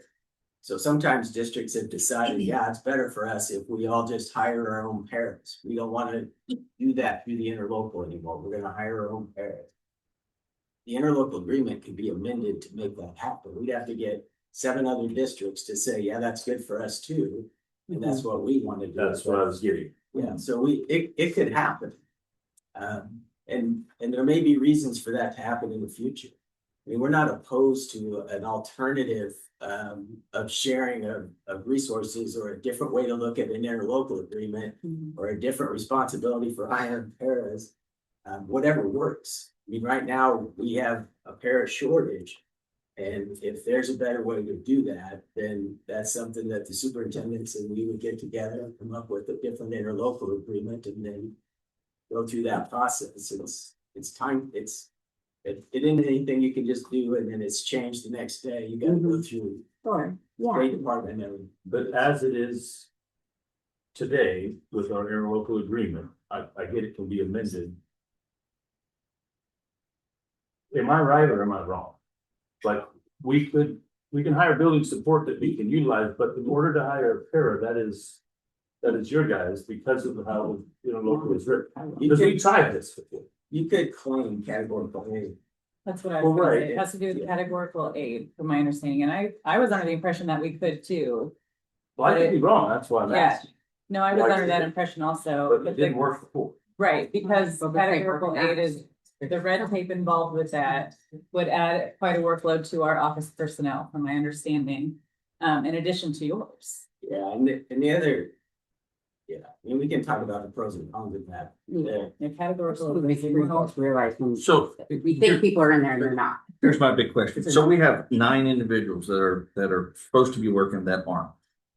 There's money allocated for them somewhere. We're short, what, 6 pairs, 2 teachers? There's, It was 3 elementary, 2, or wait, no, 3 elementary, 1 middle and 2. Two elementary, we have 3 high school, and, I believe 1, possibly 2 middle school, I don't remember on the top of my head. And then a teacher position. and I've asked this question before, along with the whole $100, but when it comes to this interlocal agreement, the payroll that we have assigned for these people, do we still have that? Can we hire agents with that money? Does it have to go through that? Well, for the vacant positions you're talking about, it's in their budget, not ours. Right. Right. But we pay that. Well, it's part of our assessment. Yeah. Our assessment is based off of the percentage of kids that are make up the co-op. But the payroll is, I don't know if I'm answering your question. Maybe. Yeah, So Life happens to us, to them. I know that those are not. So they don't Well, get tell you if I'm categorical aid reimbursement. Unless Okay, oh, okay, Positions. that's how you know. Now, this Oh, okay, good. this comes up a lot, and I've tried to explain it, but it never sticks. If you have the way that the budget is calculated, your contribution to the interlocal budget is based on 3 years of total enrollment. So half of your budget is 3 years of total enrollment in the average. And then 3 years of combined average FTE for special education students. Okay, so you don't prepay for positions that aren't filled. You're not billed for them. It's not money that we budgeted and that now we don't have it. Or now we have it and you've given it to us and we don't have a position for it. So there's this money floating around in it. That's not how it works. We get reimbursed for those people after we've hired them and they've actually worked. Then we claim them and we get money from the state. It flows through your district, but it's not money that goes into an assessment that you've prepaid. So when we build our budget, it's based on numbers that actually happened over the last 3 years. It's people, it's total enrollment and the total number of students that you've identified in special education, and it's an average of that. And then your portion of the 8 districts combined. So it's not it just didn't, it just, if the person's not there, then it doesn't cost anybody any money. And we don't get any reimbursement for those people. So then you guys, what do we pay? We just. $15 an hour. Starting at 15? Mhm. And you're at, That's at 15, that's that. we're both, That's okay. more or less. Yeah, But there seems to be a resentment here about the way I say so. I'm not trying to downplay the fact that we have vacancies. I'm not saying that doesn't create a hardship. I'm not saying that we don't have an obligation to provide those services to kids. So there's nothing about what I'm trying to say here that says it. The thing that again, we have a responsibility too, to make sure, because as there's a law of diminishing returns. We as a special education service over the years, when we started pushing for inclusion, what we created was that if you're gonna have a student in your classroom, you're going to have a para or more. And we used to be able to hire that many people, and we just did it. And that made it comfortable for everybody, because they used to always be in a classroom by themselves.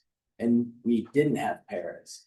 We had 30 kids in a classroom and no support. When we pushed them out into the general education classroom, we did that by saying, everyone, you're all gonna have paras. Well, there's two things that have happened now. One, as a state, we have more paras per capita than any other state in our region. We have a higher staff to student ratio than any of our neighboring states. We have the average nationwide is 11-1. We're at 3.7, 3.4 to 1 at Jeff West.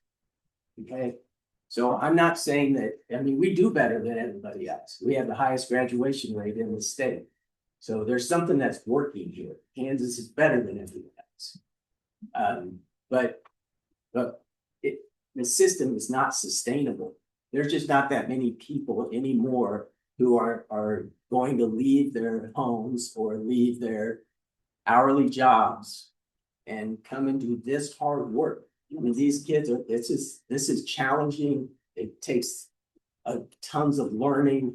It takes a great deal of intuition, and you're dealing with it, and it's becoming more challenging to find those people who don't just cause you more turmoil because they can't do the job.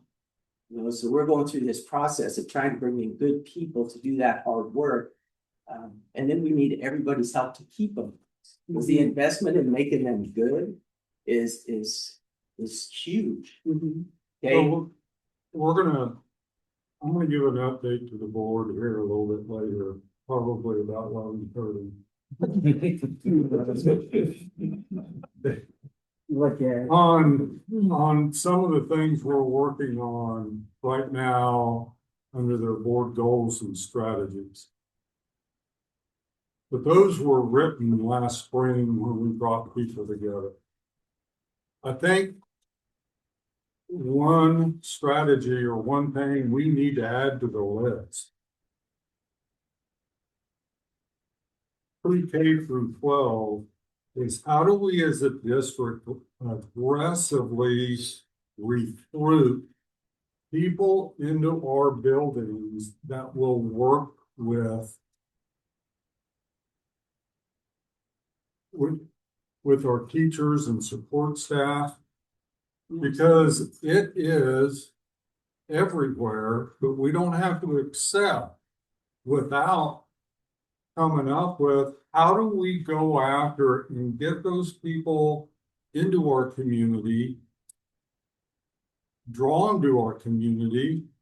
I mean, licensed special education teachers right now are a unicorn in and of itself. So how do we think differently about getting more license? Whatever it is, paras. Because we can admire the situation and say, I mean, yes, the closer you get to an urban area, the harder it is to hire people at $15 an hour.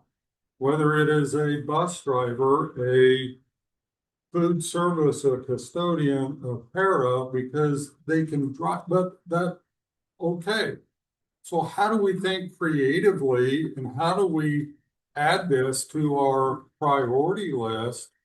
We've got, you know, I'm talking that, yes, the Aaron at the end, you live in a business world where you just think outside of the box. I think we're going to have to do that too. I went in the box. But I also want to challenge you guys to do that as well, because we have this partnership in place. Well, and I know I'm a glass full person. And I think the old whether you get your paycheck from Keystone or Jeff West shouldn't be an issue. I mean, we've got to create an environment and a culture that, you know, who cares where it's deposited every 2 weeks into your account? We got to have a culture. Why do we have more turnover? And then in special education than we do in general education? What? I mean, Just, or, just, I'm sorry, Brad. I just, that shouldn't be an issue, but it is. Well, So how do we figure that out? And I'm not completely opposed to the idea of having paraprofessionals hired by the districts, because I believe that if that happened, I mean, we tried to look real quickly before we came to the meeting in case this came up. And so we have however many vacancies right now, 6. And there's 7 people currently employed by your district who were our paras previously. We could fill every single vacant position right now if you just gave us our people back. So we've got, and we're happy that they go there. We want them to stay in the districts. We want them, they're good people on either side. But would you take your own para when you know how hard it is to fill that position? Would you have moved that person out of that classroom where they're doing such a great job and put them into some other place if you knew you couldn't fill that position? You know, so right now we have people, we have good people in the district. And again, we are trying. And I think if we had never filled any positions, but we filled a lot of positions, we have filled those positions over and over, and not all of them go into Jeff West afterwards, but it's hard to find them. So if we could just make a deal that we won't take that person until you filled it, then we wouldn't have all the vacancies. You're throwing us a softball because we want the best employee we can get. No, I Well, and I know a handful that you're talking about, and we want to keep them here too. I just think we need to make it a priority as a district to, you know, when we have 100% of our general ed teachers filled this year, including adding a preschool. And now some of them, there was only a couple candidates, but they were still good candidates. We have to be just as aggressive as a district of recruiting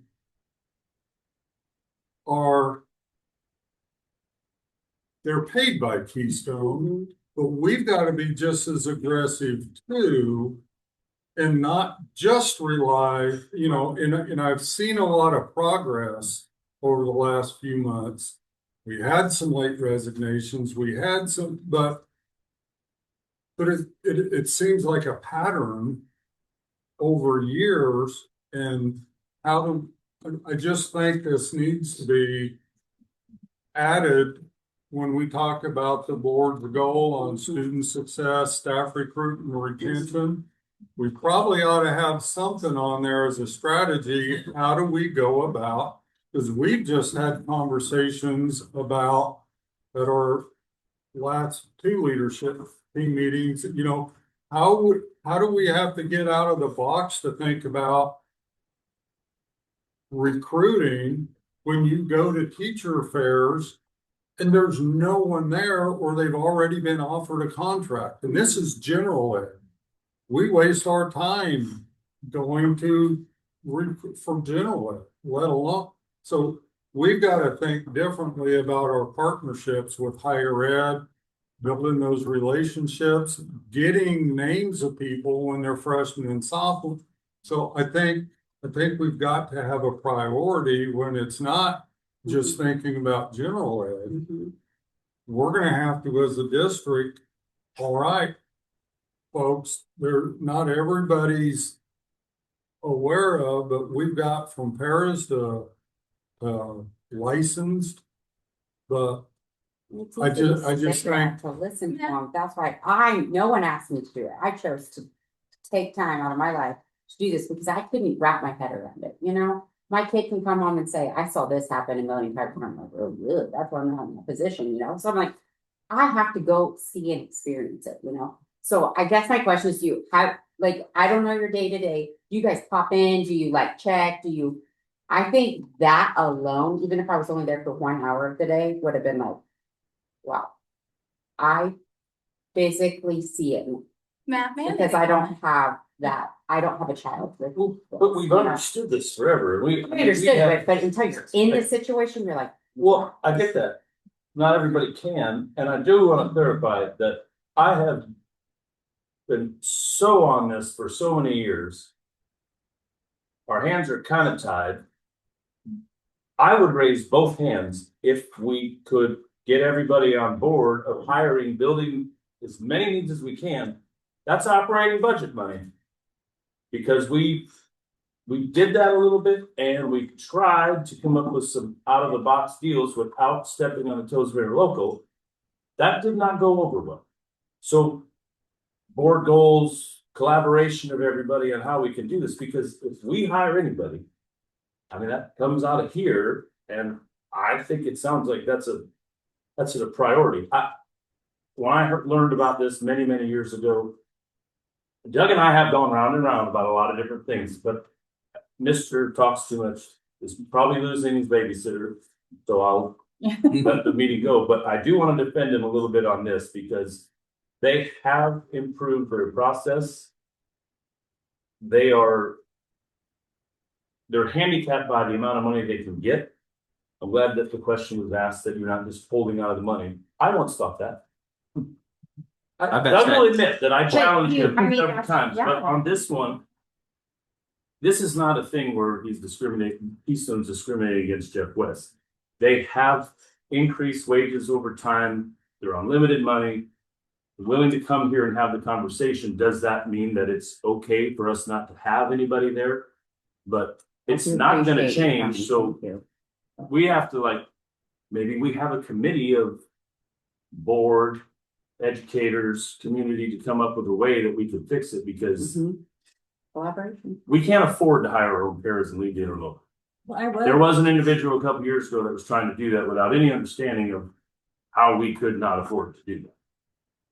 And I don't think we would want to do that, but I just wanted to say this because I think everybody would be willing to provide anything and everything we could. I don't know that everybody would be on board with that and continue hiring pairs for you guys, because there's unintended consequences in where you pull from A, you lose at B, and I went to Hold on. represent us as a Okay, whole because I Jody. know all of you would support it and would be there if you could. So I can do that. And I did it to report back because I can. So I went to represent all 7 of us today and report back. This is what I saw, not as a mother, as a school board member. I'm gonna guess in every single building, it's probably the most frequent complaint. And it's really hard to answer those No, questions. no, I'm every guessing. kid, because I talked to every kid, so I thought they're gonna be on their best behavior. That did We not know you happen. talked to every. I know every kid, and if they don't know me, they know me now. I talked to all of them. I loved them all. I loved them all. They probably. were. Jody, And they were probably on their best behavior for. I would like Then, to. but- hold on, Jody's Jody. very No, patient. sorry. Well, I just want to say, because I am bothered by the comfortable comment. Because to me, comfortable implies that we have to have our pairs there to do our job. But what I think we forget sometimes is that those kids have met specific requirements and they have not earned that IEP, but they had that IEP for a very specific reason. And that's not decided by this team of teachers. We're a part of the process, but the data comes from the Keystone employees themselves. So if they are determining that that child needs the IEP, then it is our job then to implement that IEP. And you can tell our frustration, and this isn't a new conversation. And I've been experiencing this for the last 8 years, and Brad and I and Tiffany have sat down and had many conversations and brainstormed about this. And it is our job to advocate for our kids. And we are advocating for our neediest kids. And we're tired of a discussion. we want some action. Well, can you help Every us come year, up we with a have, solution? we have suggested things, but they've never gotten this far. Well, Dave, what, Yes. I just, Well- wanna put some things out there. I see, yes. Yeah, no. you're Oh, good. sorry. No, I just. Sorry, we Old habit. did, just an example, like, we did try to take action by, we stayed 2 hours after work a few nights ago to work on a schedule for the parents. What actually ended up happening was the teachers were literally at each other's throats, fighting over whose students deserve the para the most. Like, no, my kid needs it the most, no, my kid needs it the most. And you basically have to sit down and say, well, let's compromise and your kid can have 20 minutes and my kid. So we're trying to have action. A little piece of that action tonight can come in the form of some honesty. And what I mean by that is, you said it doesn't matter where your paycheck comes from, Keystone or Jeff West. I told you 2 years ago, I will start classes today to be a special ed teacher. My nephew has Down syndrome. I'm super passionate about it. That's my sweet spot in the classroom, is those kids. And I will start it today, but I will not work for Keystone. And the reason I will not work for Keystone is because of the dishonesty. Like saying that we were never told that 60% was fully staffed. That's not true. That's just not true. Doug and Belinda both came to a BLT meeting and told us that. Both of them. And everybody at BLT will tell you that tonight. So that's not true. So I don't want to work for a company or a co-op or administrators who lie. I work for Jeff West because I'm treated right. I'm always given like the information straight. Like Wes never sugarcoats it. He tells me how it is. Sometimes I don't like the answer, but that's the answer. I always know where I stand. I know I'm valued and I know I'm appreciated. And I know that every day when I come in, Wes appreciates and knows that I'm going to give everything I have to my kids. I'm not willing to sacrifice that to go work for administrators in a company that don't do that. The people that he says we took that were paras and could fill the spot, we didn't take them, they left. Why don't you sit down with them and ask them, why did they leave? Why aren't they there anymore? What made them leave? That's where our answers are tonight. In honesty, in questions. That's where our problems lie. And yes, there is distrust and resentment because that's what has been bred here. That's the culture that's being created. Can I share 2 data points based off what she said too, with the dishonesty? So, as a staff, we have spent countless hours calculating our kids' minutes and how short we are. And we are constantly told that we are fully staffed. So this is actually a huge step by admitting that there are vacancies. This is awesome. Because usually we're told we are fully staffed. And so when we gather all the data, the last time we did this, fully staffed meant 76 and a half hours a week of kids not getting served that they were supposed to. That is almost 2 full-time paras worth of work not getting done, and yet we were told we were full staffed. And also, in a BLT meeting in the spring, we absolutely had someone from Keystone come and explain to us that this is how they staff for paras. And I think this is incredibly important for you guys to understand this. So, for a school to be considered fully staffed, they look to make sure that 40 to 60% of IEP minutes are met. Now, the other 60 to 40% is assumed to be covered through overlap. So that would be multiple kids being in the same room. So we're working based off assumptions. And like I said, the last time we did the data for you, it was 76 and a half hours a week not being covered when we were told we were fully staffed. So we have a problem with how we staff our paras, how we get those numbers. I really think it is important. That was one of my ideas for how we can fix things. I really think that we need to look at a way to get a better math equation for how we staff. We need to look at the IEP minutes, build a schedule, then count up how many paras we need based off of that schedule.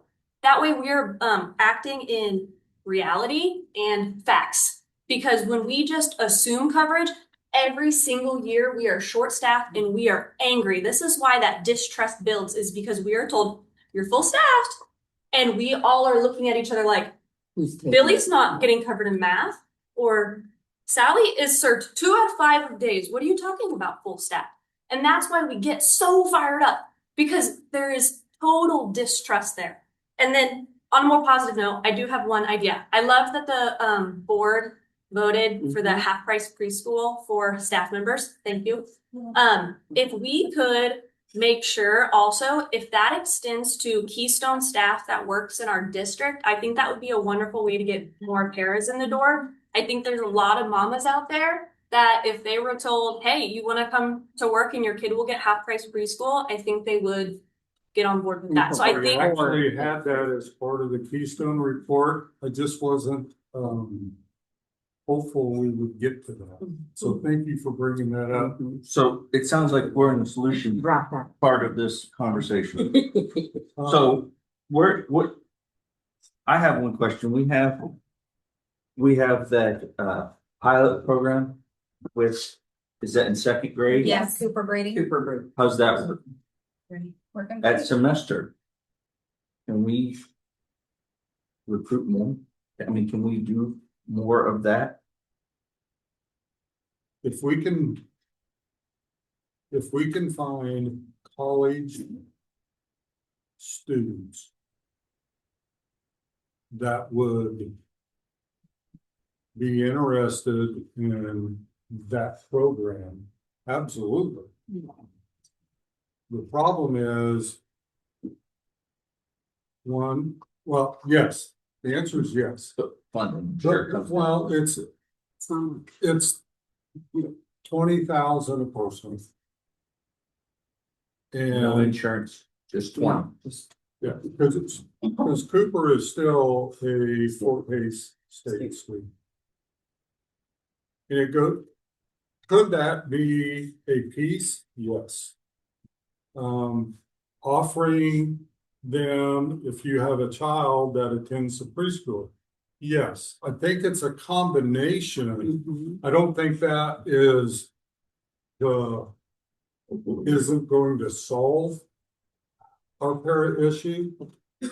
But anytime we could pick one up, but there's requirements around it. I also was gonna ask real quick about, with the new graduation requirements, if, I know that some work experience is required before you graduate. Is there not a pathway with family and child development where we could bring high school kids over into the elementary school to help a couple hours a day? I saw some nights they're doing homework, so we need to stop it, yeah. But we need to understand what they can and can't. Right, do, I'm just, Because yeah, just spitballing, just. I'm building ideas. it, I'll send And it over, I don't, Yeah. whether he wants We to do won't- that or not. we won't solve anything tonight. We'll look into that. That's all I'm saying, we should look in. I do appreciate, like I said, I'm the glass full. And I had this conversation with, Doug today. That to your situation, it shouldn't be that way. And we've got, and that won't change in the next semester, or maybe the next year. But that's where we ought to aspire to be, that it doesn't. And, and I've known Doug for over 25 years now. I've never had to work with him this close. But it's my goal, and Doug's, we've got to change the culture, both at Keystone, both here, to where that shouldn't be the difference. But that's going to take time. In the meantime, we've got to make it a priority to think outside the box to get people here, because we are 85% of our budget goes to people, whether it's custodians, teacher, and it's hard.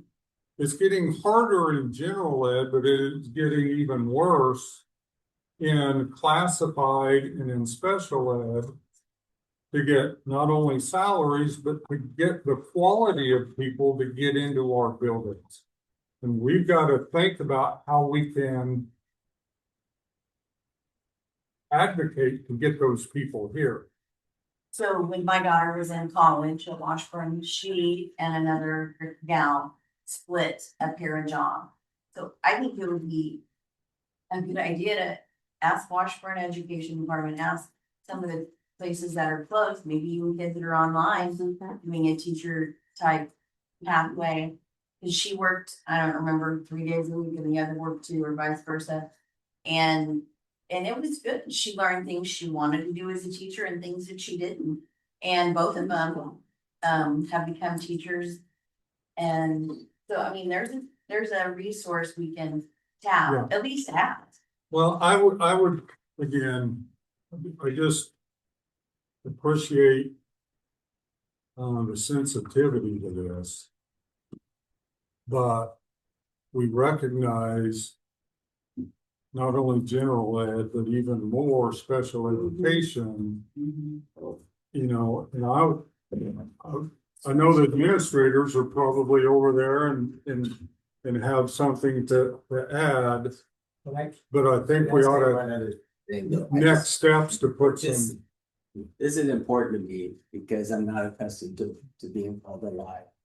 When I said, I'm telling you right now, from the bottom of my heart, I didn't, I'm not telling you that your understanding of what I said makes you a liar. So just give me the benefit of the doubt. We may have had a misunderstanding. I understand where that number came from.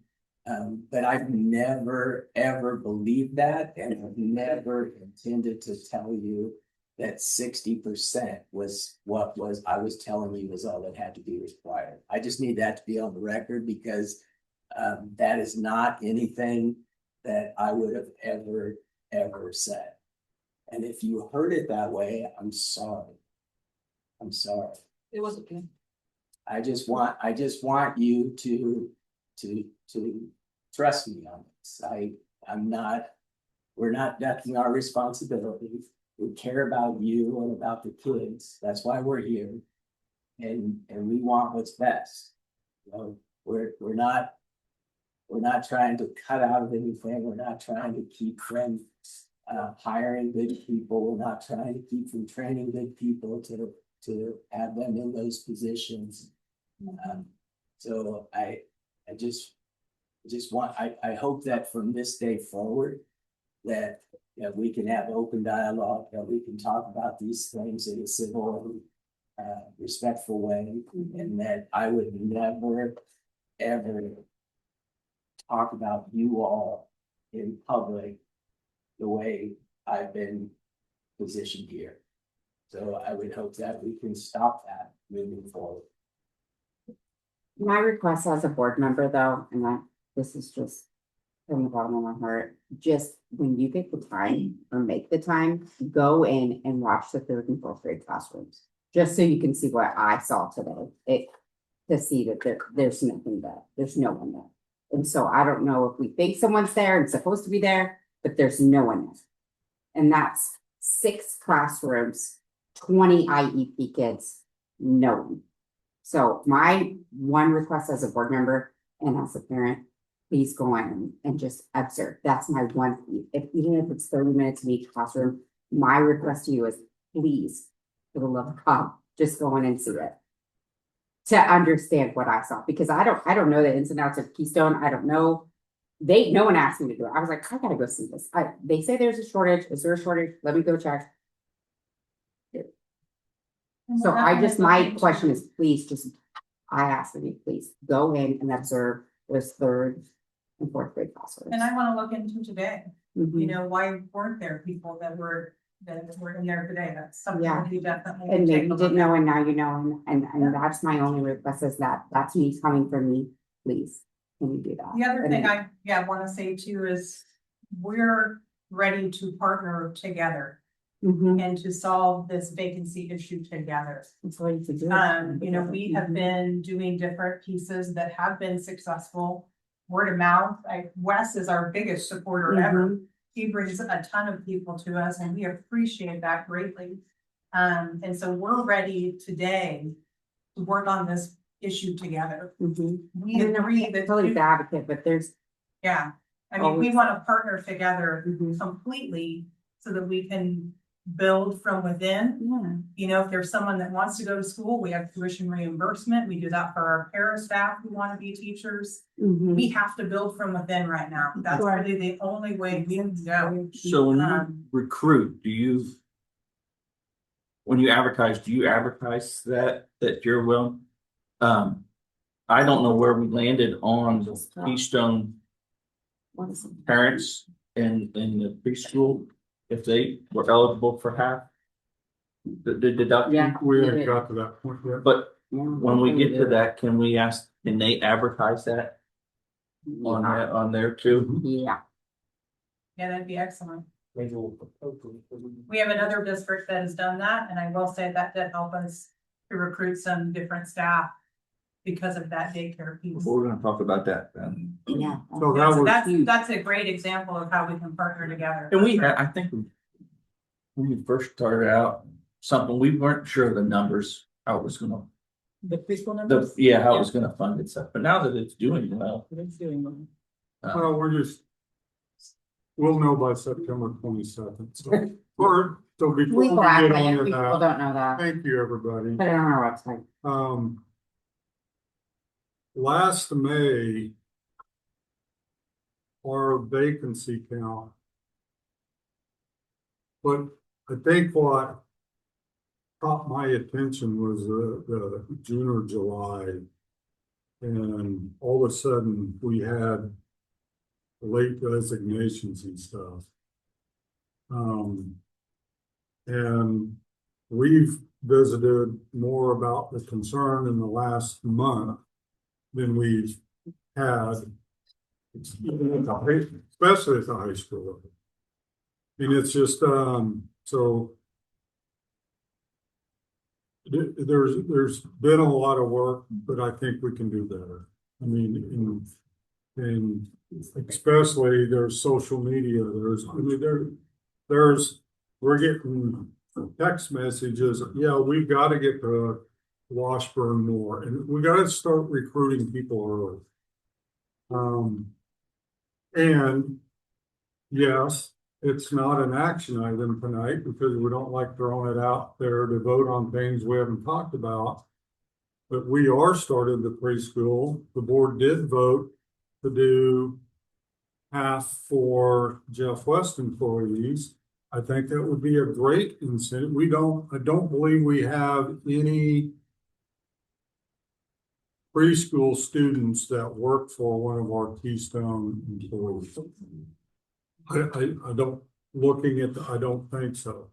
But I think that would. We do? Yeah. I'll figure it out. Well, then, Oh, Okay. because it wouldn't affect, but if there were, I think that would be another one of those things that could help with recruiting is if you have a 3 or 4 year old, so, and treat them as if they were a Jeff West. Absolutely. well, thank you guys. I'm sure it wasn't as satisfying, I'm sure. But thank you for It coming. was for us because the time below is We'll what. figure out something, I guess, but if we have to have a special meeting for this Keystone allowing the tuition students, if it's not on here, I'm sure anybody here would be willing to have a special meeting real Do quick. we have to discuss it for a month or No. if we're ready to vote, can we I vote? just wasn't gonna ask you to take I think we should action, just- 6 years. because that's not how we do it. Well, if it's protocol to wait, I'm Yeah. sure we can get it in. We don't have anybody that it would affect right now. Right. So If it they doesn't can add to need their- tonight, but with the, Well, can we proceed with the understanding that that will happen next month? I think they're gonna do. Yeah. I want that to be on the advertisement Yeah, that's what I'm saying. I'd of be their sure to page be able to have- that Jeff West is willing to give 50% tuition to any parent. I don't wanna wait 30 days to start advertising. That's what, there's enough of us here to vote. Is it any Vote for it. Keystone employee? Is it just one that working on building? Be the one that worked for Jeff. We'll work with Jeff Jeff West. West. Yeah. Yeah. we Jeff don't- West only. Well, that- Hey, We'll have people from Northern. sorry, not sorry, no, we got our. Huh? Ready? I'll motion. We can vote now. We're ready to go. All right. Anybody want to make a motion on that? I like to motion to approve moving forward all preschool staff, or all students in preschool. Wait. Maybe I wasn't ready. Wait a minute. Okay. I'd like to motion all new Keystone staff who work within the district, Jeff West District, to receive reduced, what, 50%? 50% off tuition for all incoming preschoolers and current. Does it have to be new? No, I think it, Eighty. For all new and current. are you okay with that, Aaron? That was I beautiful. mean, just. I would like to second that. Me too. Second, all in favor? 6-0. Done. Okay. Put it on the flyer. Get it on my back. Thanks, that thing.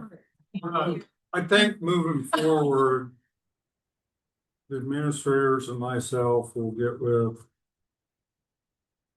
the Keystone and then come up with a way to, I like the idea of having a group, because we have middle school, we have high school, but to come up with strategies of what we can do. You think that would Whether bridge the it's- communication gap? Because it seems like there's a communication gap. And I don't know what that looks like. I know nothing, but from what I hear, like, what does that communication look like between teachers and Keystone and your voice being heard? Is that just running through administration? Is that running through, when Kelly goes to a monthly meeting, or? I just feel like there's gotta be a bridge to that I gap. think it's so that important to have there's- teacher reps in that meeting. Well, so there's more like constant, whether it's like maybe a monthly, whether it's even a Zoom meeting or whatever, but it's like, hey, where's our gaps this month? Right, obviously we have a shortage, but are there other things? Like you had mentioned on data, like we should be communicating like what you feel like the data is and minutes being missed versus what you guys. Yeah, cause they had no idea and no one. I've never heard from anybody over here that has corrected what I've ever said. So please do it. Let me know. Real, I don't want It to keep seems that. very- I think you just see my facial expression. Okay. It just seems Yeah, I like, haven't heard from anybody. I would love to hear from I you. think this is a pretty, I think there's more in the basket than one or two Yeah. strategies. Mhm. And I think we ought to just unwrap it and let's talk about whether it's data, whether it's vacancies, whether it's advocating, whether it's coming up with other ways to try and recruit. Yeah. I just think there's multiple layers to this. And it could lead to monthly, it could lead to whatever, but I do think, you don't want to get 18 people in the room. But I think the challenges at the elementary are much different than the challenges at the secondary. Mhm. But that we want to have at least Mhm. people there to. Mhm. Well, Because they it can looks go to the rep different. in the building, and then they can take it to you, and then when you meet with Doug, you guys can discuss it. Instead of having to Don't know. get a charter bus to go over there. We do at the elementary school at BLTs, occasionally invite Keystone to come to the BLT meetings. So that is a communication thing that we have done in the past. If you need a board member to sit in on those.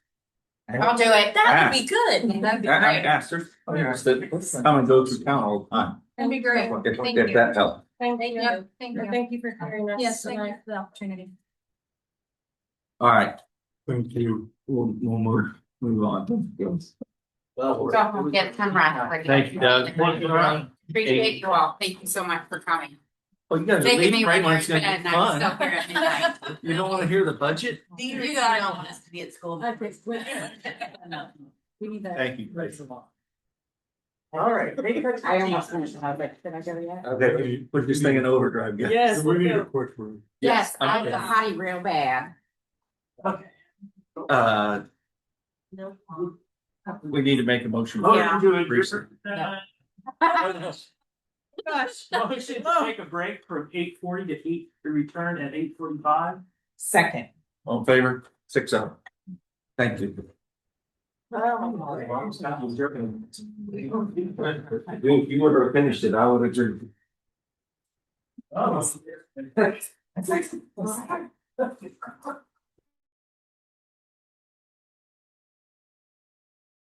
One place, so the other, the other one, stay home.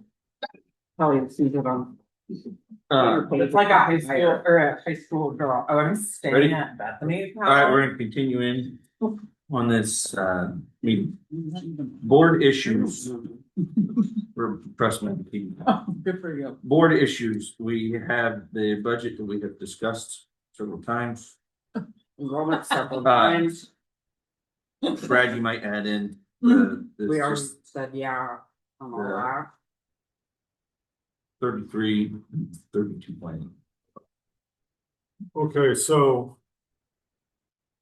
in the notes, so part of the motion, and like I mentioned before, seems like every other year the legislature, they actually write now the motion, let you tell you what you have to do in the motion. The statute says now that so the general fund and then the supplemental general, which is also the LOV, is 33% of the general. And then you add those two together. We've been at 33% and have the authority to go to the 33% for quite a few years. The board's priors given approval. The state says you got to go to the state average at least, which is 32.8.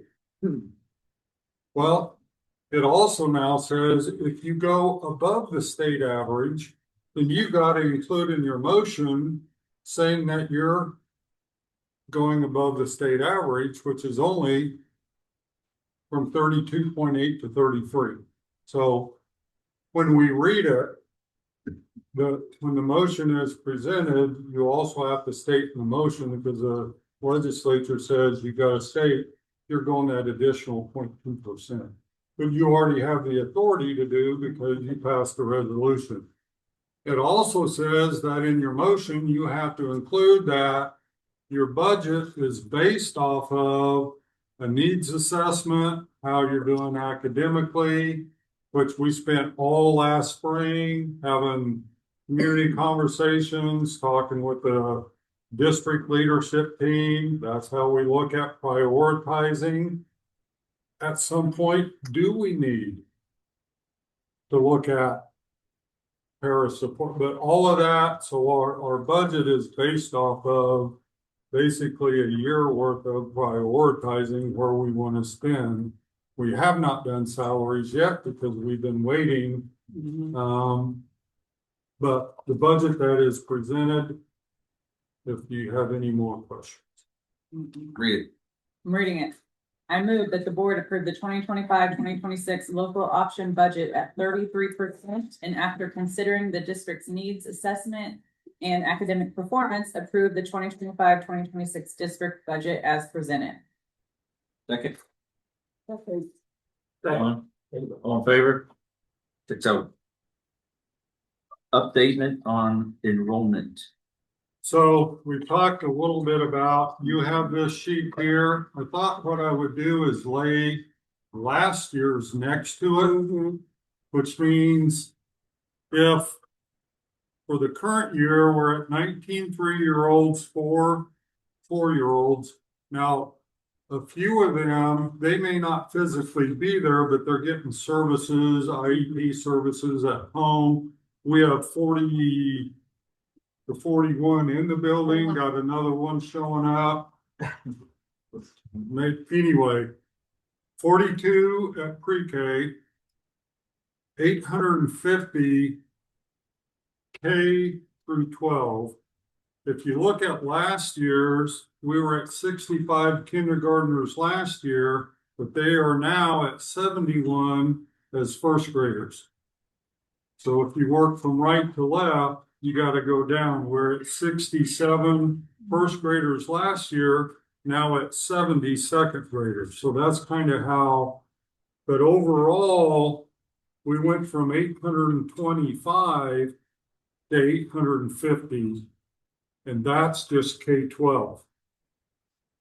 There's a little bit of a difference because the 825 head count included the Keystone kids were part of our K-12 last year. Now they're part of our preschool. Okay. So we're actually up That makes sense. about 33 kids new K-12. Because even though it only looks like 25, last year, the preschool Keystone kids were counted as part of K-12. Now they're part of the preschool, because now we have a preschool. Probably the biggest way to look at it, we're at 892 kids now in the district. But 42 of those are at the preschool. 9 of them were part of our K-12 last year when we didn't have a preschool. So overall, K-12, we're really up about 33 kids, K-12.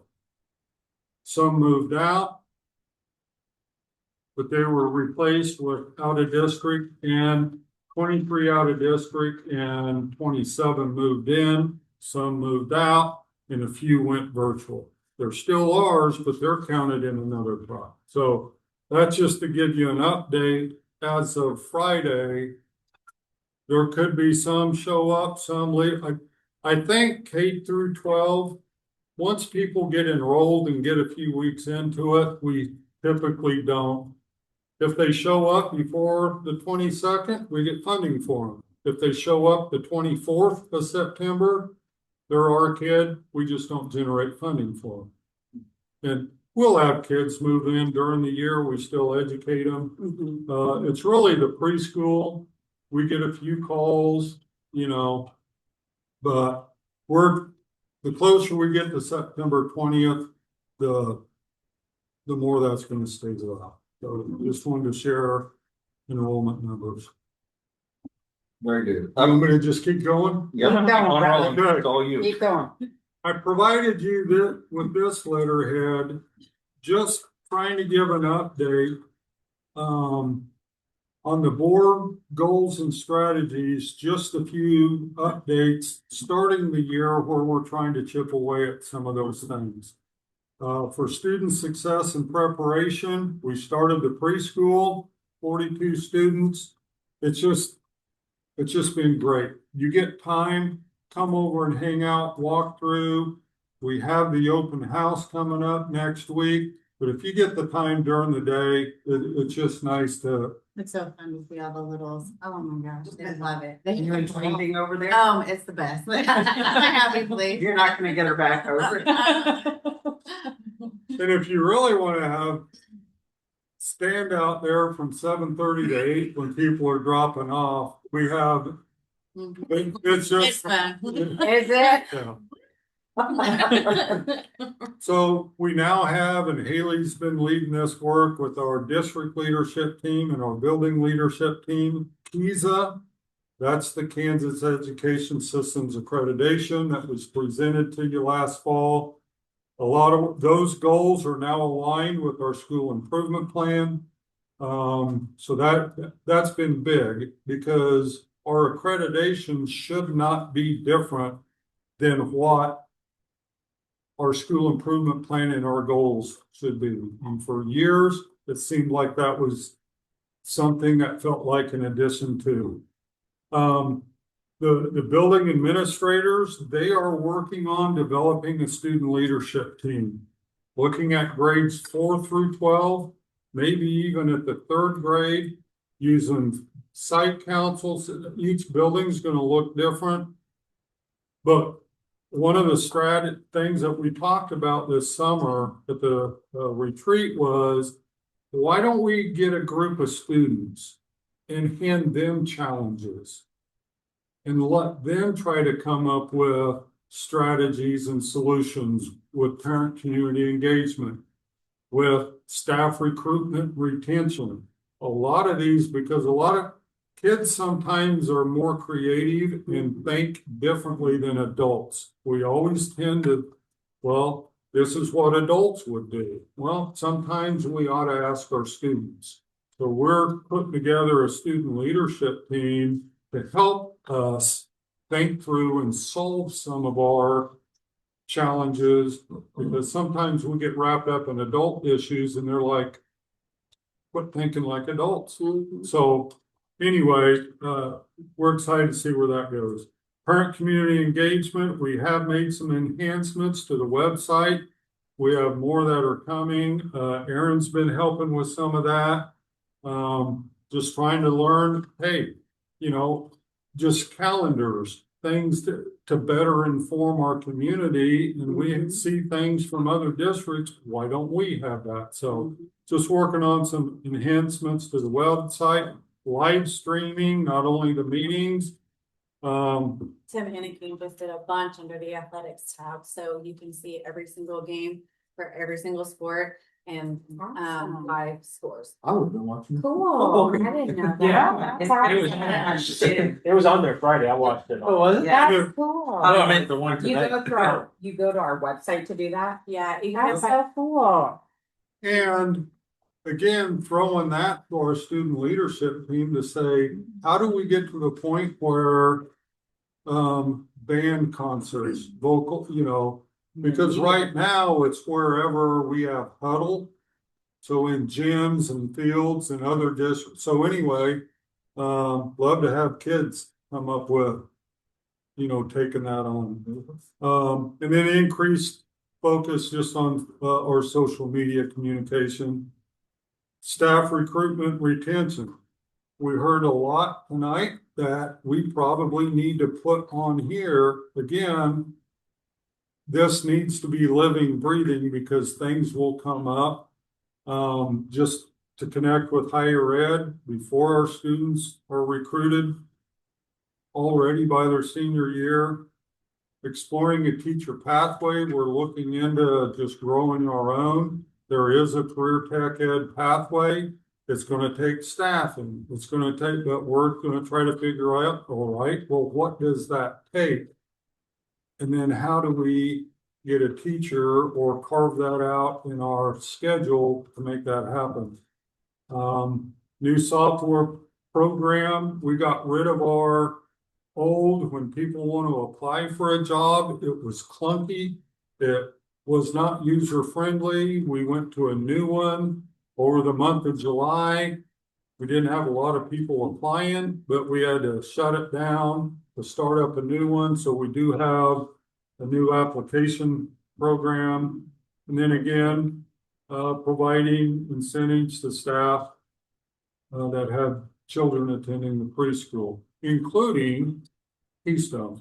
I love that pilot program you have It seems like it's with. pretty successful. Super rating. I think that is such a wonderful, I would like to look into that more. I think that's such a wonderful opportunity. Yeah, and again, it solved the need at second grade with not having space or being able to hire a fourth section, but it's a way to get support at Westport. And then facilities, we're going to talk about some of these here in a minute, but we've updated the needs list that came from the planning committee. You know, I hate to always give bad news, but we didn't get our preschool pilot grant from the state. We just found out last week we didn't get our Patterson Family Foundation grant that we applied for $100,000 for the preschool. Do they give reasons why? Like, So the state one is the state didn't put any new money into funding To get additional that. grants. With the Patterson one, it is so, these grants are so competitive now. 800, Yes. we were one of 800 applicants. How do we know they even read it? Right. We don't. Aren't they primarily AC veterans? Well, they're within a 100-mile radius. 2 or 3 years ago, Perry received one. But they're just becoming, because they're a foundation, so they're not state funded, they're not federal funded. But those foundations are getting hit harder because it's like the FEMA grant that we were writing for the film on the windows. Last spring, we got the letter saying these grants are being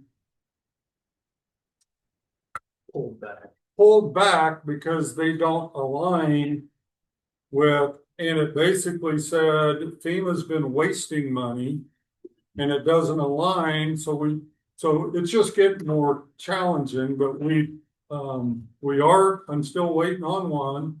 The AARP grant. I have not heard back from them. Hey, I'm quiet. Why are you looking at the old people? Okay, we'll ask Ryan Payne. It's to improve the access to some of our buildings where the concrete is, but hey. We needed that loud, thanks for that. So anyway, just trying to provide you a few updates on some things that are moving forward with some of the strategies. The next item is an action item. And it is the request of the FFA to attend nationals. That's what they're talking about earlier. Which they asked us about. Making a motion. I'd like to motion to approve the FFA to attend nationals in the Indianapolis. Second. All in favor? 6-0.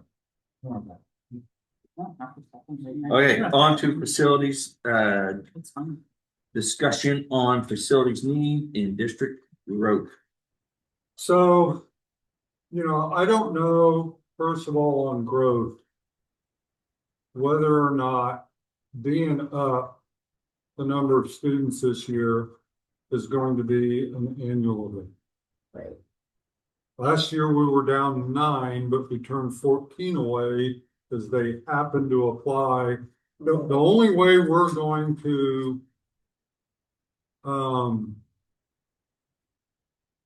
curb any growth is we had 5 grades this year that we accepted 0 applicants. Next year, those zeros will get to the point where we can't take any more out of district, but we have to take if they move in district. I'm curious, of the 5 with the 0 vacancies, how many did we take because they moved in district? Because we have quite a few moved in. Yes.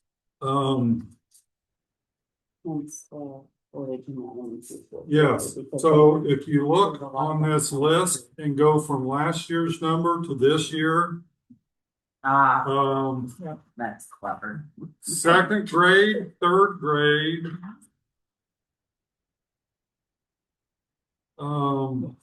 I don't think, so 8th grade was a 0, but for some anomaly, we had a few, but then we had a couple leave, so that stayed the same, but the biggest ones was, so 1st grade, 2nd grade, and 3rd grade were the 3 areas. Now, we had some room at 1st grade, but that's only because we had 4 sections. Right, and then it drops. But then next year, that'll be a 0. But we had move-ins. Our move-ins, if you look at some of our biggest growth, we picked up 1 at 9th grade, 7 at 10th grade, 2 at 11th grade. But the only thing that made those smaller is I think we had 7 that went virtual.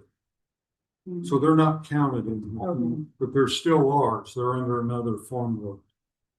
But That's a huge jumper. So here's one thought on district growth, and I'm, because I like the way it is. We just sat here and listened to all these teachers talk about how we do not have enough help. How are we even gonna conquer that if we decide we're gonna grow? We can't. I mean, we just had, we might not have the building space, we don't have the staff, nor do we have the money for the staff. Well, elementary loan is normally in 290s. We're at 319. That's huge for elementary. So it's more than just facilities you gotta think about on district growth. When we can't, we're struggling to staff, but and then it's not the staff, it's the increased number of IEPs. Yes. It's everything getting more complicated to teach a student. It's not like when I was there, when we had that issue, they sent me down there to that corner. I go in every now and then, It's but not better for the No, record. it's Not better. but and when you Figure think it out. about, you go back maybe One day. 10 years ago, there was one special ed classroom. at Right, the they elementary. are. Now there's 3. yeah, So that's taken up. So one, and again, the thing that this board's got to look at is not year to year, it's what's going to look like 3, 5. Because even if the board were to do a bond issue, you wouldn't stick the first shovel in the ground for 2 years. Right. So where do we see ourselves down It would the be nice if we road? could predict the future in Yeah, accuracy. But so with student numbers, and then I provided you another updated, well, not updated, there is a little update I'll talk about. This was the list that was provided by the planning committee that met last spring. And again, that was, well, I'm trying to save time, so I don't need to rehash who was all on that committee. The only thing, because things will come up, the only thing different is the vocational ag building, we had HVAC upgrades. Well, then it crashed this summer and we ended up having to put a new HVAC system, but it still needs better ventilation. I mean, there's so much that needs to be done there. So bad. At the end, I did add other possible, because these are items that normally come out of capital outlay. Buses, vans, maintenance vehicles. Some things that the board or the community might want to consider having a bond to pay for. So then we can fix other things, parking lots. You know, it's just because this doesn't. Well, build up our Back capital up. outlay to maintain Yes. what we have. As of, if you look in diligent at the report that shows where we are balances wise. And you don't have to pull it up, but I will just. In capital outlay,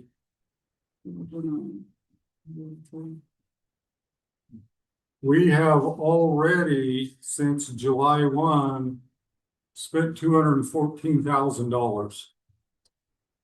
It's hot water heater in the kitchen, hot water heater at the concession stand that was leaking, HVAC system, The freezers and you. freezers.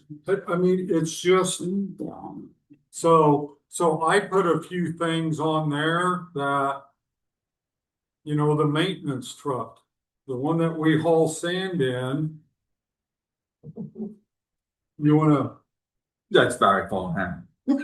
I mean, you can pick that up off of it. It's but so I added something now. So taking that and just some with enrollment, because those are the 2 biggest things that deal with facilities. What the group said in the next 5, 10 years, if you don't address these things, you're not going to be able to afford them. And then space. Do we need new classrooms? How many? I don't know, at the elementary, at the middle school. You know, because that growth is coming up, but we're getting movement. A high school has space. It's just you're limiting how many kids can be in freshman English, because that's a staffing thing. But, so anyway, with that,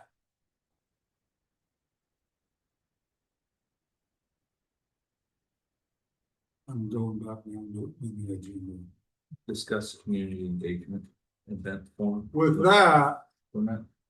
if we want to this fall have some special meetings where, and this is just the logistics. I'm throwing out ideas. The board has September, October, and November to engage the community. And there's two starting point things that we can have those engagement with. If were to be a March election, you have December 8th. Now, there was question today, last August, I shared with the board a timeline and also the new updated predictions on what it would cost $10 million over 20, 25, 30. That was last. That was the August meeting Oh, obviously. when I shared those timelines. I mean, I know the community's already talking about those because those are public documents. And that's good. We want them. Do we want to set some dates in September, October, November? Yeah. Special meetings for the board to invite the community. So one, would want to, we got an item here to set some dates. Number two, how would you like that orchestrated? It could be one agenda item, and that is to discuss with the community, how do you want that facilitated? What are your thoughts? What are the options other than town hall style? Is there Small other group, options? like We we do did, like a small group. the small group breakouts. Because a town hall is, I mean, Well, just- it's great to hear from everybody, but it's messy and it's long and it's. I like this. Well, I think you need at least one of those. Yeah, For you sure. do. Oh, no, Those small for sure. group things you saw. how You many- do, but I Yeah, think we just need, on our- and it's just me, I think we need to start out with a small group. And have them get some discussion items around, Mhm. and yes, we definitely need a town hall, there's no doubt about that. No, we do. I like that idea though, starting with the smaller discussions. Yeah. And then we No, I mean, everybody, turn in right, our notes and combine them and. So like each of us take a smaller discussion kind of thing, or like a group, like 2 or 3 of us at a Like time? how we did the, how we did it before we. yeah. Two of us I at mean, a table. Exactly. Or how, I think it's yeah, good to how have many two show up. people too if possible, because I might catch something, he might not, and vice versa. Yeah. I'd probably do a sign up, because last time when we did these small groups, we did invite certain special groups, and then we also invited patrons. People feel like they weren't invited. Yeah. So maybe there's a sign up like, hey, we have enough for X, right? So sign up, first come, first serve, and we'll just keep note of who came. And so if we're running another small group, maybe it's different folks from the community that sign up. Yeah. That way we give ample opportunity for people to come sit down and talk, share their thoughts versus the invite. Yeah. Type thing. Yeah, I can do a Google document. And if we need to move to the cafeteria and. There's plenty of tables out there. Yeah, Well, and it's, you know, we need help. We posted out there, we tried to get welcome, come. And but we also invited site council members, depending on which group, we invited people. Well, if you took out the people that were invited, you would have had 2 or 3 people to meet with. Right. Yeah. And No, we get that. and we gotta figure out how to get more people to, and maybe it's because this special meeting was on staff recruitment retention. This meeting was on student success and preparation. If we would have thrown one out there, this meeting is on a potential bond issue. Maybe that would get, I don't know. Well, when we did the facilities one though, we had a lot more patrons than we did on any other group. Yeah, we did. And we put it out there, and there was a lot more people that came and gave their opinions. We can get it in all the newsletters, we can get it on social, put out press releases. I think we'll get a lot of success, I think we'll get a lot more people because it's a hot topic. Yeah. Well, not that these other ones shouldn't be, but They should just based on that, I think we'd get a lot of people. If sign up soon. But we also gotta be clear that we're listening as a Yeah. board. We're not here, We're not advocating. we're just listening. Yeah. That's all we can.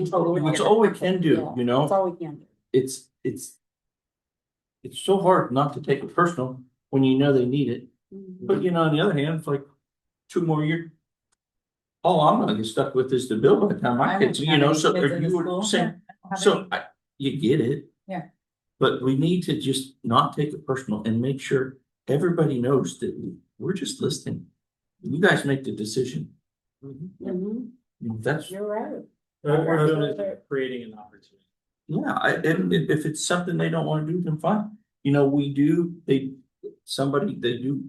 have to decide a number at some point in time. And I guess the architect and we'll talk about that in a minute. But is there at some point, the board will want to share what the planning committee presented? And that looking at that list, I don't think we'd have any issue. I mean, we obviously, people would want a dollar amount to go along with that, but what we have to decide is, you know. And the fact is we're gonna hire an architecture firm or they're gonna put a dollar amount on there. You know, I'm sorry, that's what, you know, don't come at us. We're not. You know, a lot of this we have estimates on, but it's a year old. Yeah. And It's gone up. Guaranteed well, it's gone up. that, and some of this is reframed And more. differently than what it was the last time. Because last time it was upgrading things, this time the group was like, you know, if you really want to talk about health of kids, you need to get all those PTAC units, those ones like you see in a hotel room, you need to get them out of there. It's going to cost more to go with the rooftop and ventilate, but our kids are breathing and our staff are. And that was part of the last conversation. And they're probably more. And Yeah. So our elementary is extremely efficient Is it? because it doesn't move in the air. Yeah. I'm not kidding. so That's why they're all so sick. Lovely. So Freezers Couple for small every meetings. building now. would you, Not just one. what's everybody think? How do we want to do the first meeting? Small group, town hall, or I think the small group is probably the best option for that, so we can get, Okay, but when you Some say kind of small template group, is for that that. where you pick people? this is where we were. that's the Oh, table. just put it out there and let them come and then. Yeah, let Yeah, them we'll sign up, just- let them sign And up. if we have to create more A tables. board member to each. Well, yeah, and if we Okay. do a sign up for it, we'll know roughly, you know, there's gonna be Uh-huh. extras, how many show up, we'll know, we can Right. relocate. will there be? Yes, I just wanna make sure we're not limited. Right, It's out we're gonna take some heat because if we only allow a certain number. That's why, that was my number one Get question. posted. Everybody's welcome. We will take. Walk-ins welcome. I mean, we could make up a questionnaire for, you know, anybody that is late or whatever, or just a piece of paper, write down what you would like to see. But like we've Yeah. done before, Brad has the big sheet. You know, boom, boom, boom, and then he writes his findings and then we have something to work off of, and Exactly. it would give us something in a town hall meeting, a little structure versus say in front of fire squad. Well, maybe another way to look at that is, I mean, because this came from community people. Yeah. I mean, if we do, I'm not gonna say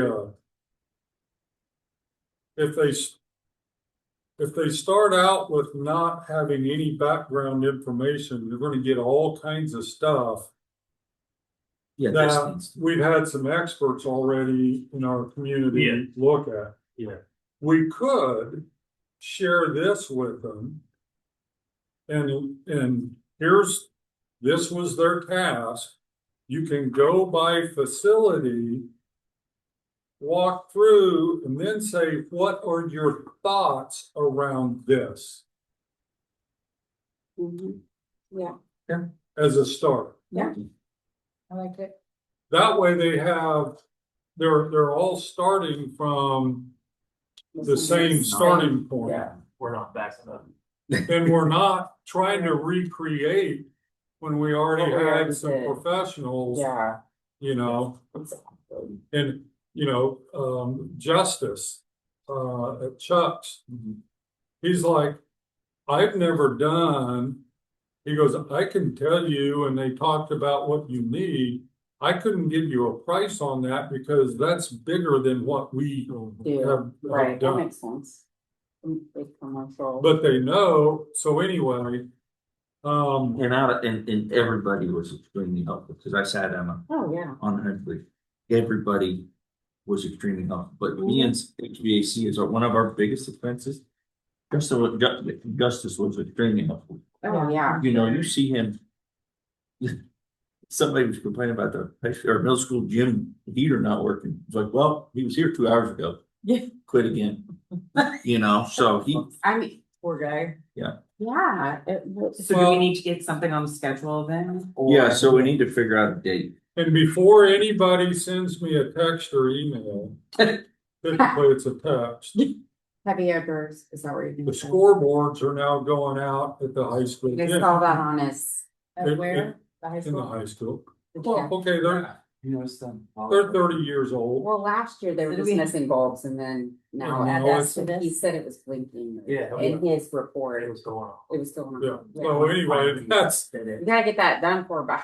well, geez, we gotta went through volleyball season, but we do have a company coming out and looking. But to replace scoreboards, Oh, The big one. unless we can get Pepsi or Coke to donate it, put their sign on it, those are expensive. But anyway, so, What's we're looking at dates. so dates, Mhm. probably.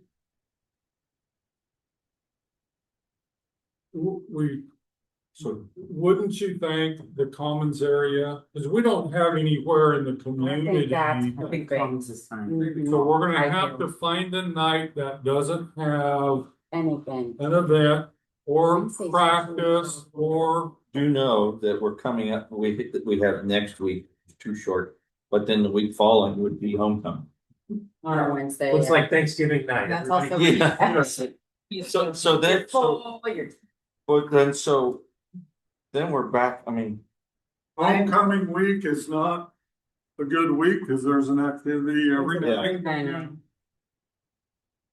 Is it, the week of October 1st, 29th, 30th. And the first, When, I mean, we're gonna hit up with Booster Club if we do Wednesday night. I mean, not the first only Wednesday. Monday, Tuesday. Only Monday. What if we do the 8th? Of October? Yeah. We can get this information out, give people, They input have to to sign have up. time. 8th, That doesn't give us a lot of meetings before our deadline. Like we'd When's only the have, deadline? it's December? December. Eighth is the West Eighth. Peppers. Good, then we'll get Well, more it's- people here. They can That's see true, their the little practice. ditties That's here. what we did last But year. don't in the they gym. practice in the gym? They practice in the gym. There's more parents here Yeah. though. But if we do the 8th, Once- honestly, we did 3 last year and I think, wasn't it a lot of the same? It was the same. So It I was. think if we do October and November, if we decide to put it on the ballot, that does not mean we can't have further conversation. yes, Sure. and it doesn't Sure. mean we don't have to do March. We have to do it right and we have to get it, so it doesn't really matter.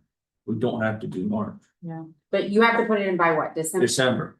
And so if you're looking at March, the deadline for the board to vote on the question of, one, not to exceed a certain amount, and number two, the scope of work.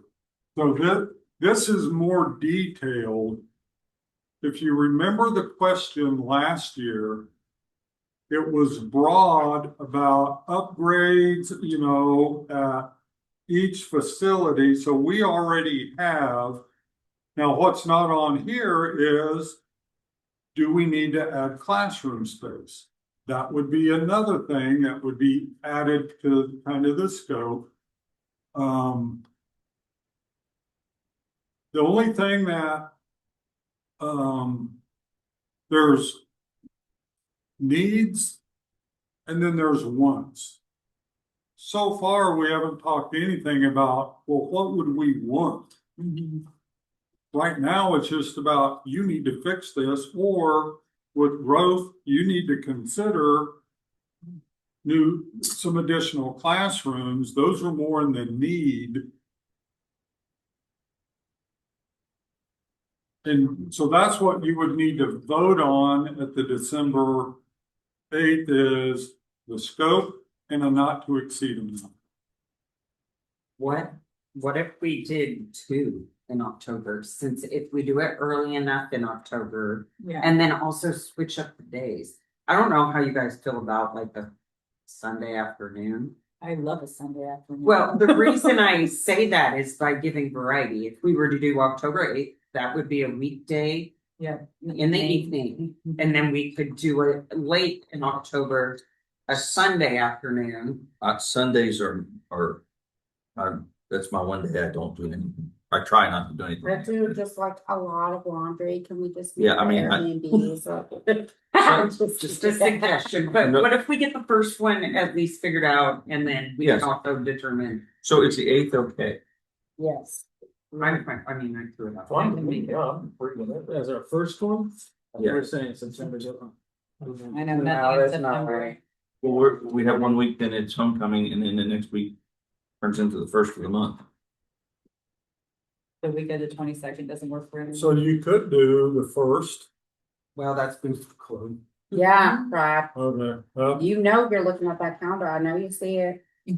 I thought someone brought it. I thought you actually brought it up. I said the would 8th, move not it. the 1st. That was for the next year's calendar, Brad.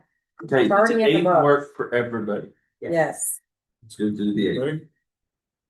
Do we, 6 o'clock. 6 o'clock or 5:30. I'm good. What? Anyone have a preference? Is that 5:30? I'd rather do 6 o'clock because I have a session. Okay, let's do 6 o'clock on. I can also be 30 minutes late. In the high school commons. Yep. do you want to go ahead because you don't get together again until October 6th? Do you want to go ahead and pick another date? That way we can be communicating both of them What's the 29th? well in advance. September or October. October, October 29th. It's almost before Halloween. Yeah, I'm just- and Santa session. That's- I will be out. Oh, yeah, Santa. When's Santa. mine? I'll be Can't out. be booking it during my Santa session. Same time. How about the Meredith shuts 22nd? down when Santa's in. What? Shit. that Those are- site council those are is. I'm some You're gonna panic or don't. Like, oh my God. You can do that day, I just. The 29th? That's Well, right. 29th. Gone. And then the early that with 21st, 22nd, there's state golf. 27th. Of October. Actually, I take that back because I have already missed one of Jack's games. We'll be gone. Okay. 28. Normally I'm really flexible. 28th, but I'm fall good. is busy. On a Santa Tuesday is night? present.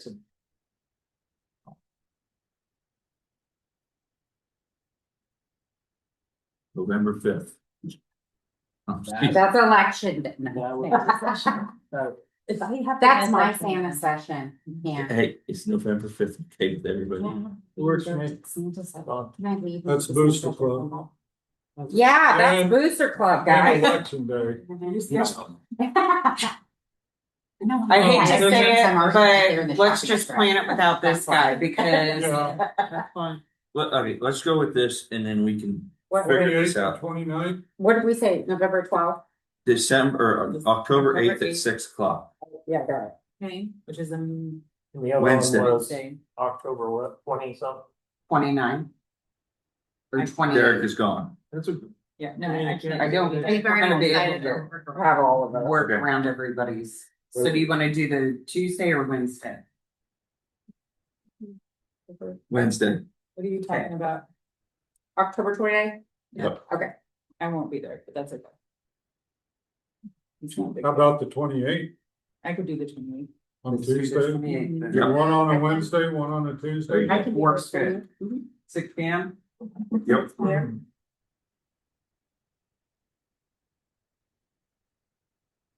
Okay, What about the? I will work on, for Aaron and I. Yeah. We'll work on just some logistics on having it set up, having Okay. just kind of a welcoming. I'll work with Matt and we'll get it one agenda. Okay. Open, community engagement on district. The messaging needs to be, nothing is happening other than we are gathering information. We will not be voting that day. We No. will not be, we're just listening. I want to make sure that's super clear, because we did we listened and then we voted that same night. I want to make sure everybody's clear about Well, what's actually, happening. just community engagement night. Yeah. So, all right. Discussion. Discussing selection process of architect firm or bond. So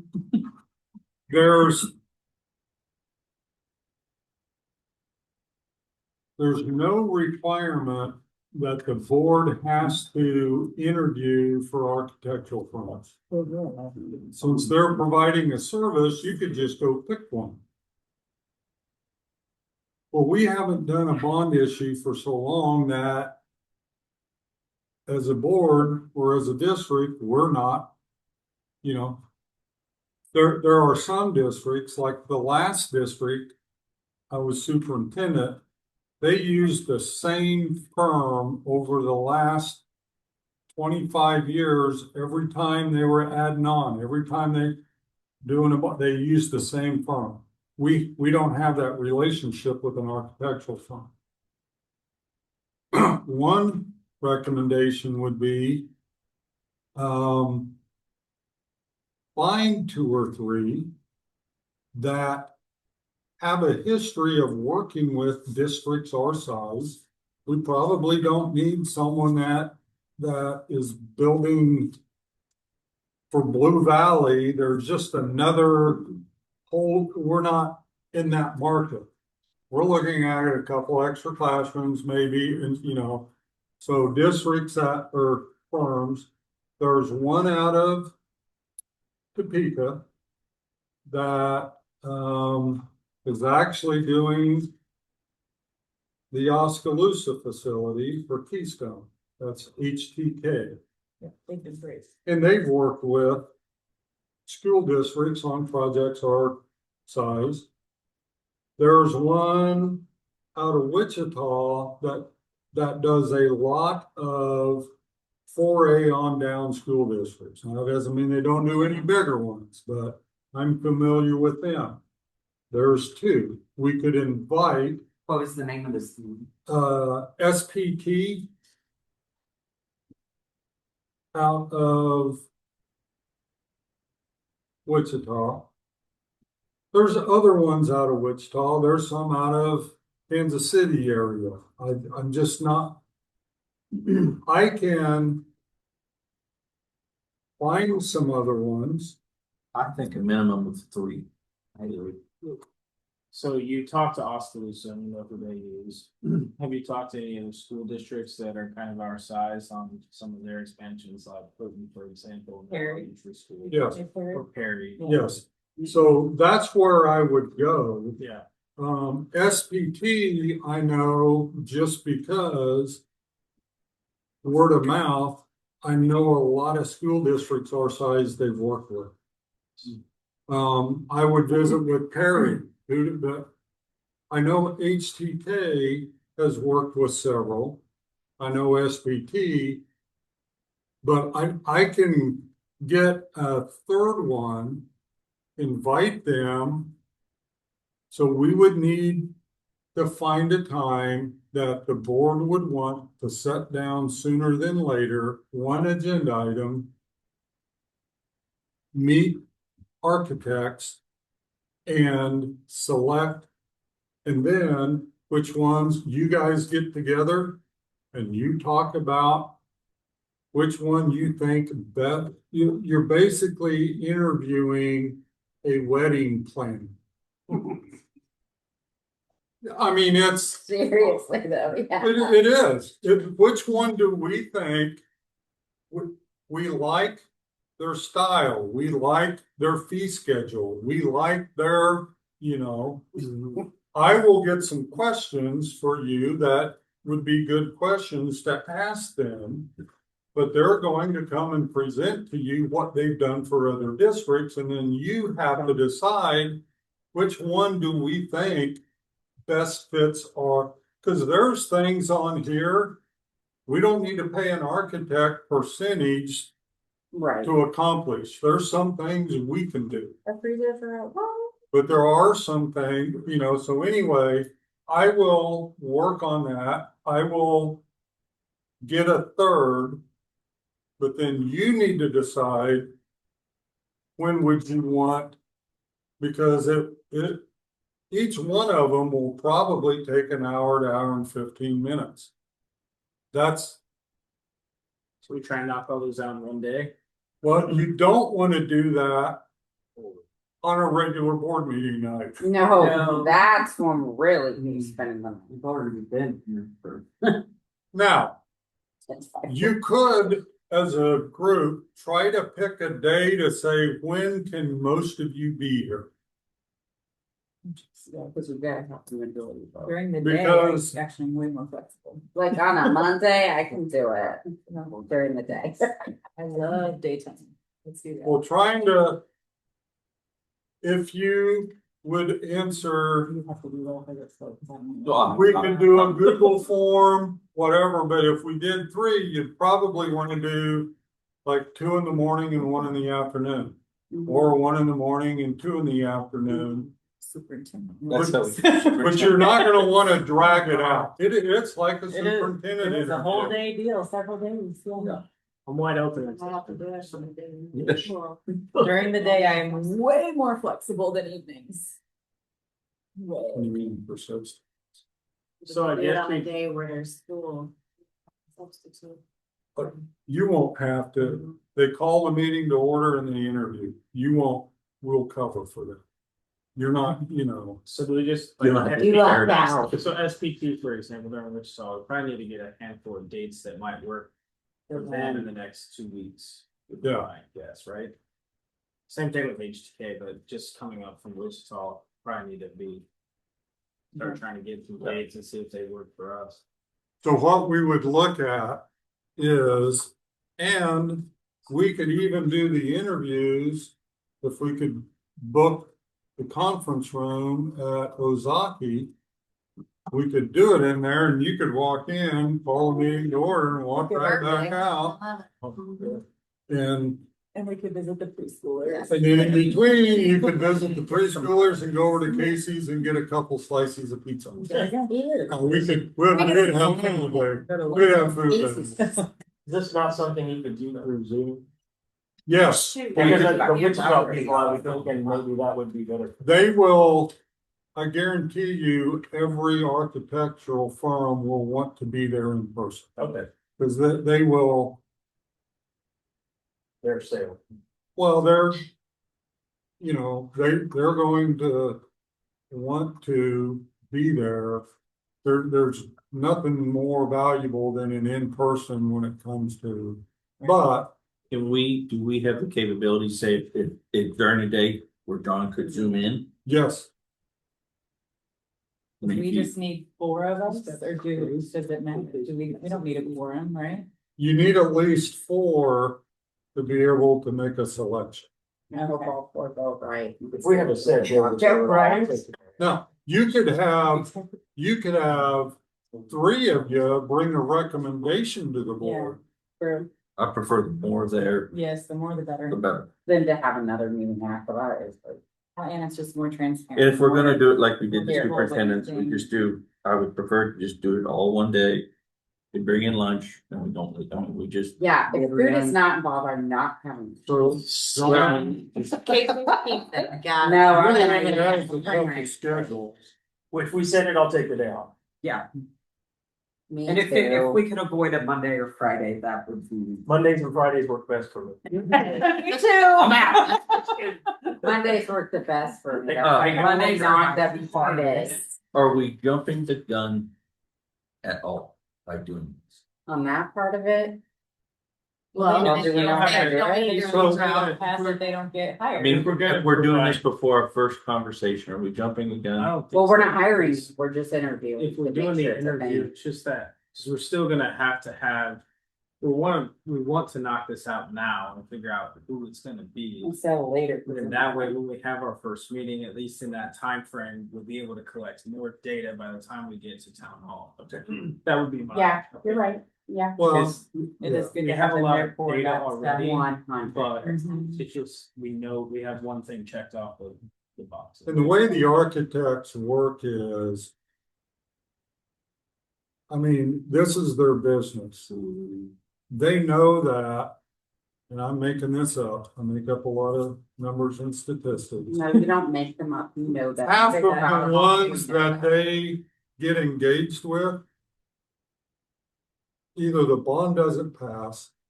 They're not selected.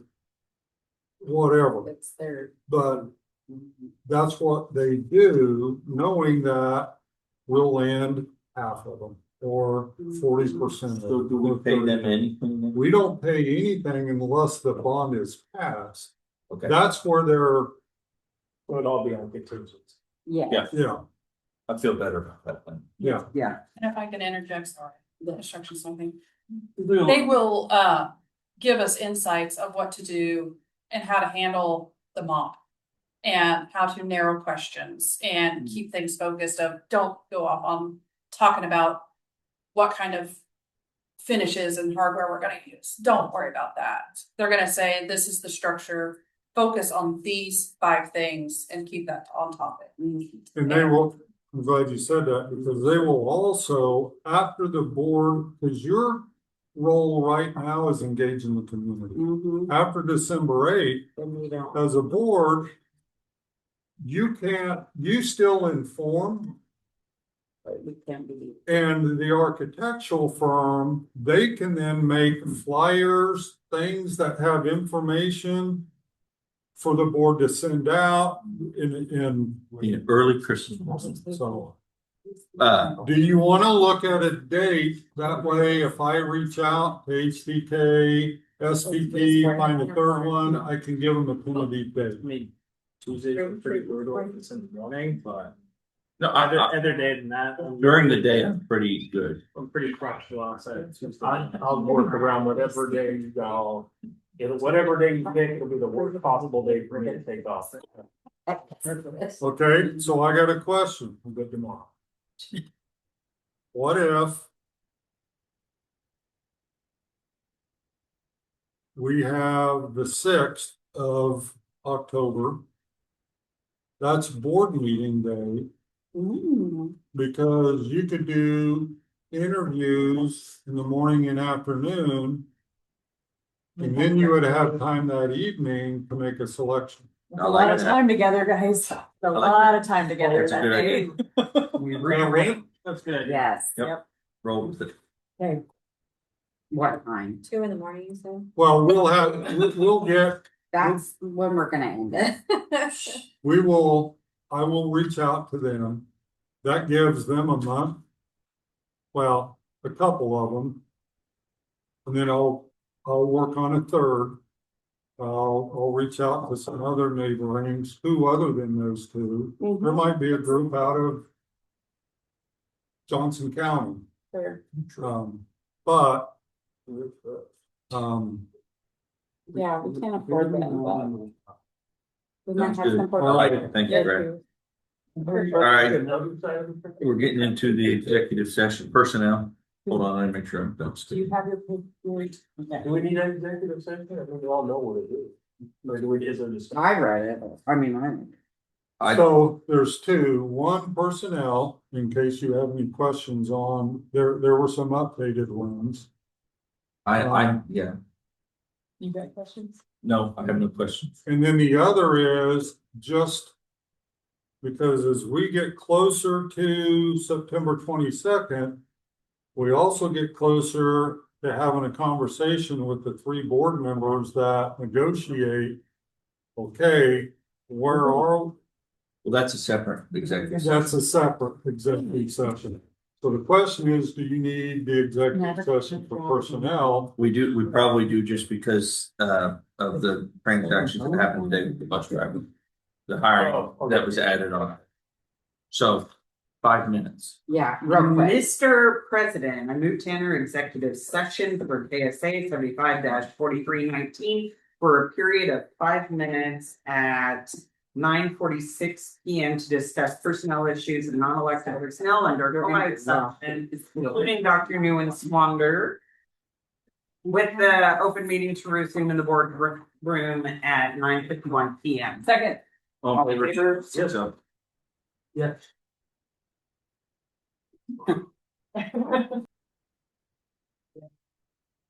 I move to accept the resignation of Ed Patterson and LaDonna Sheets.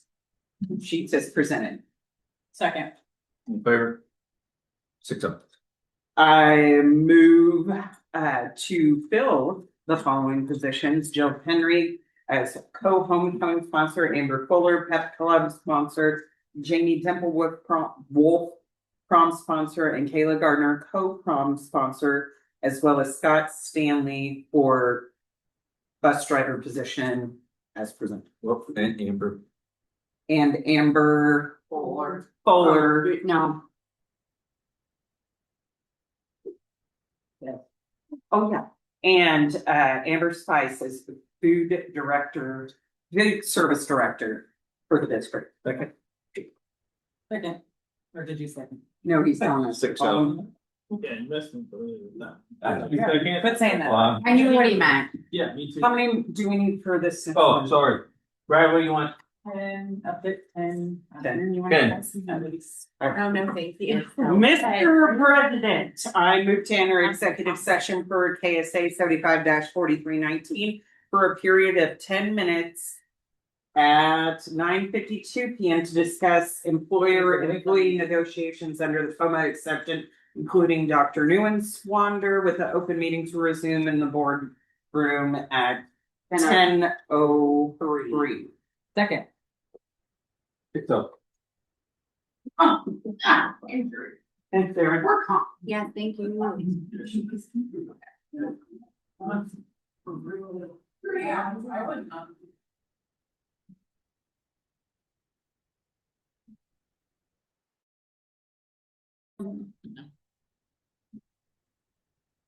Mr. President, I move to enter executive session for KSA 75-4319 for a period of 10 minutes at 10:03 PM to discuss employer-employee negotiation under the COMA exception, including Dr. Nguyen Swander, with the open meeting to resume in the board room at 10:13 PM. I think we agree. Second. Oh, all in favor? I'm not gonna lie, I can't. Did we hit 13 yet? No. That's fine. We're back on, guys. We got a minute left in executive and then we'll proceed. Do we start people on Zoom? This one? And it's so here. I'm gonna tell you, back in the days you talked, those people hung in. Oh, yeah. They're They not. were here. They did not leave. They were here for it. Yeah, they're not this. They were not quitters. They're not, yeah. They have a lot more endurance. All right, we're back. Superintendent report, anything? Oh, more than. I am not going to Thank go you, Brad. down the list. Thank you, Brad. No, I'm good. Thank you, All Brad. right. With that, we will adjourn. Oh, my son.